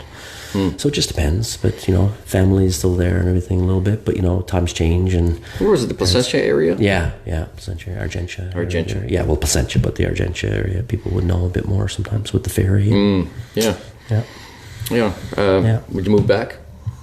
I get asked that too. I like it. Don't get me wrong. I loved growing up in Newfoundland. I think Newfoundland's great. My town was great, small town. I enjoyed all that kind of stuff. Like I said, family is still there, and I enjoy going back home and seeing it, and seeing them. I don't know if I'd go back that much though. I mean, I've been here a long time. The weather, we'll always keep talking about the isolation part of it, just being on that island, and if you ever want to go anywhere, and the weather is expensive. Yeah. St. John's would be, like I said, where I'd probably, because I went to school there and it's a little bigger, and you're used to doing some things. So small town, I'd probably have a hard time. Even a gym, right? Just getting a gym. So I'd probably have to go there, and I don't know. I don't have plans on it, but I mean, if you when I retire and stuff like that, you never know. Never know. Yeah, it might. Yeah. So, I'm the same way. Yeah. One time we came up here and discovered that there's actually summers that were warm. Yeah, Newfoundland. I mean, again, it's great, and similar weather here, but just cold wind a lot, and you know that, right? Just the fog, and weather's tough. Yeah. I miss the people. Yeah, very. Like I said, excuse me, I've never knocked the place. It was great, but I don't know if I'd want to just jump back too easy these days. All right, man. Yeah. I think how long is that? An hour and a half. Ooh. Been going. There you go. Anything else you want to add? Talk. No, man, it's just good to talk to you, obviously. And like I said, I'm just the guy who works now and goes to the gym for fun and lifts, and it's a good topic. I enjoy it. I talk about it a lot, and like I said, I have a history with it, and I'm not perfect at it all, but I enjoy it, and I think I know a fair amount. But I look at it differently. I look at it differently than a lot of people, just because of my time and my age and my experience with it all. Meaning, not look at it differently than everybody. I mean, I look at it differently, just breaking it down to the simple part of, how many days do you go, and how many reps do you do, and what movements do you do. I just look at it from a bigger picture. you know, of trying to really find things that you enjoy and going to the gym if you go to the gym with that intention of getting better. And I think a lot of people are lost when it comes to that. They don't really know what they're doing. And when's your next I think it's November 2nd, I think is the date, Saturday or the 3rd. And that's in Nova Scotia, in the Elmsdale area. So it'll be fun. I'm en route to it. Everything's going good. I'm healthy right now. No injuries, knock on wood. Yeah. And the numbers looked pretty good. So I want to hear your results. Yeah, we'll see what they're like. Yeah. And hopefully I can get close to what I had done before or beat it. 1,000-pound press. It'd be nice. All right, man. Well, thanks a lot. Right. And we're going to tune out, and then it'll be on YouTube by tomorrow. So thanks for watching.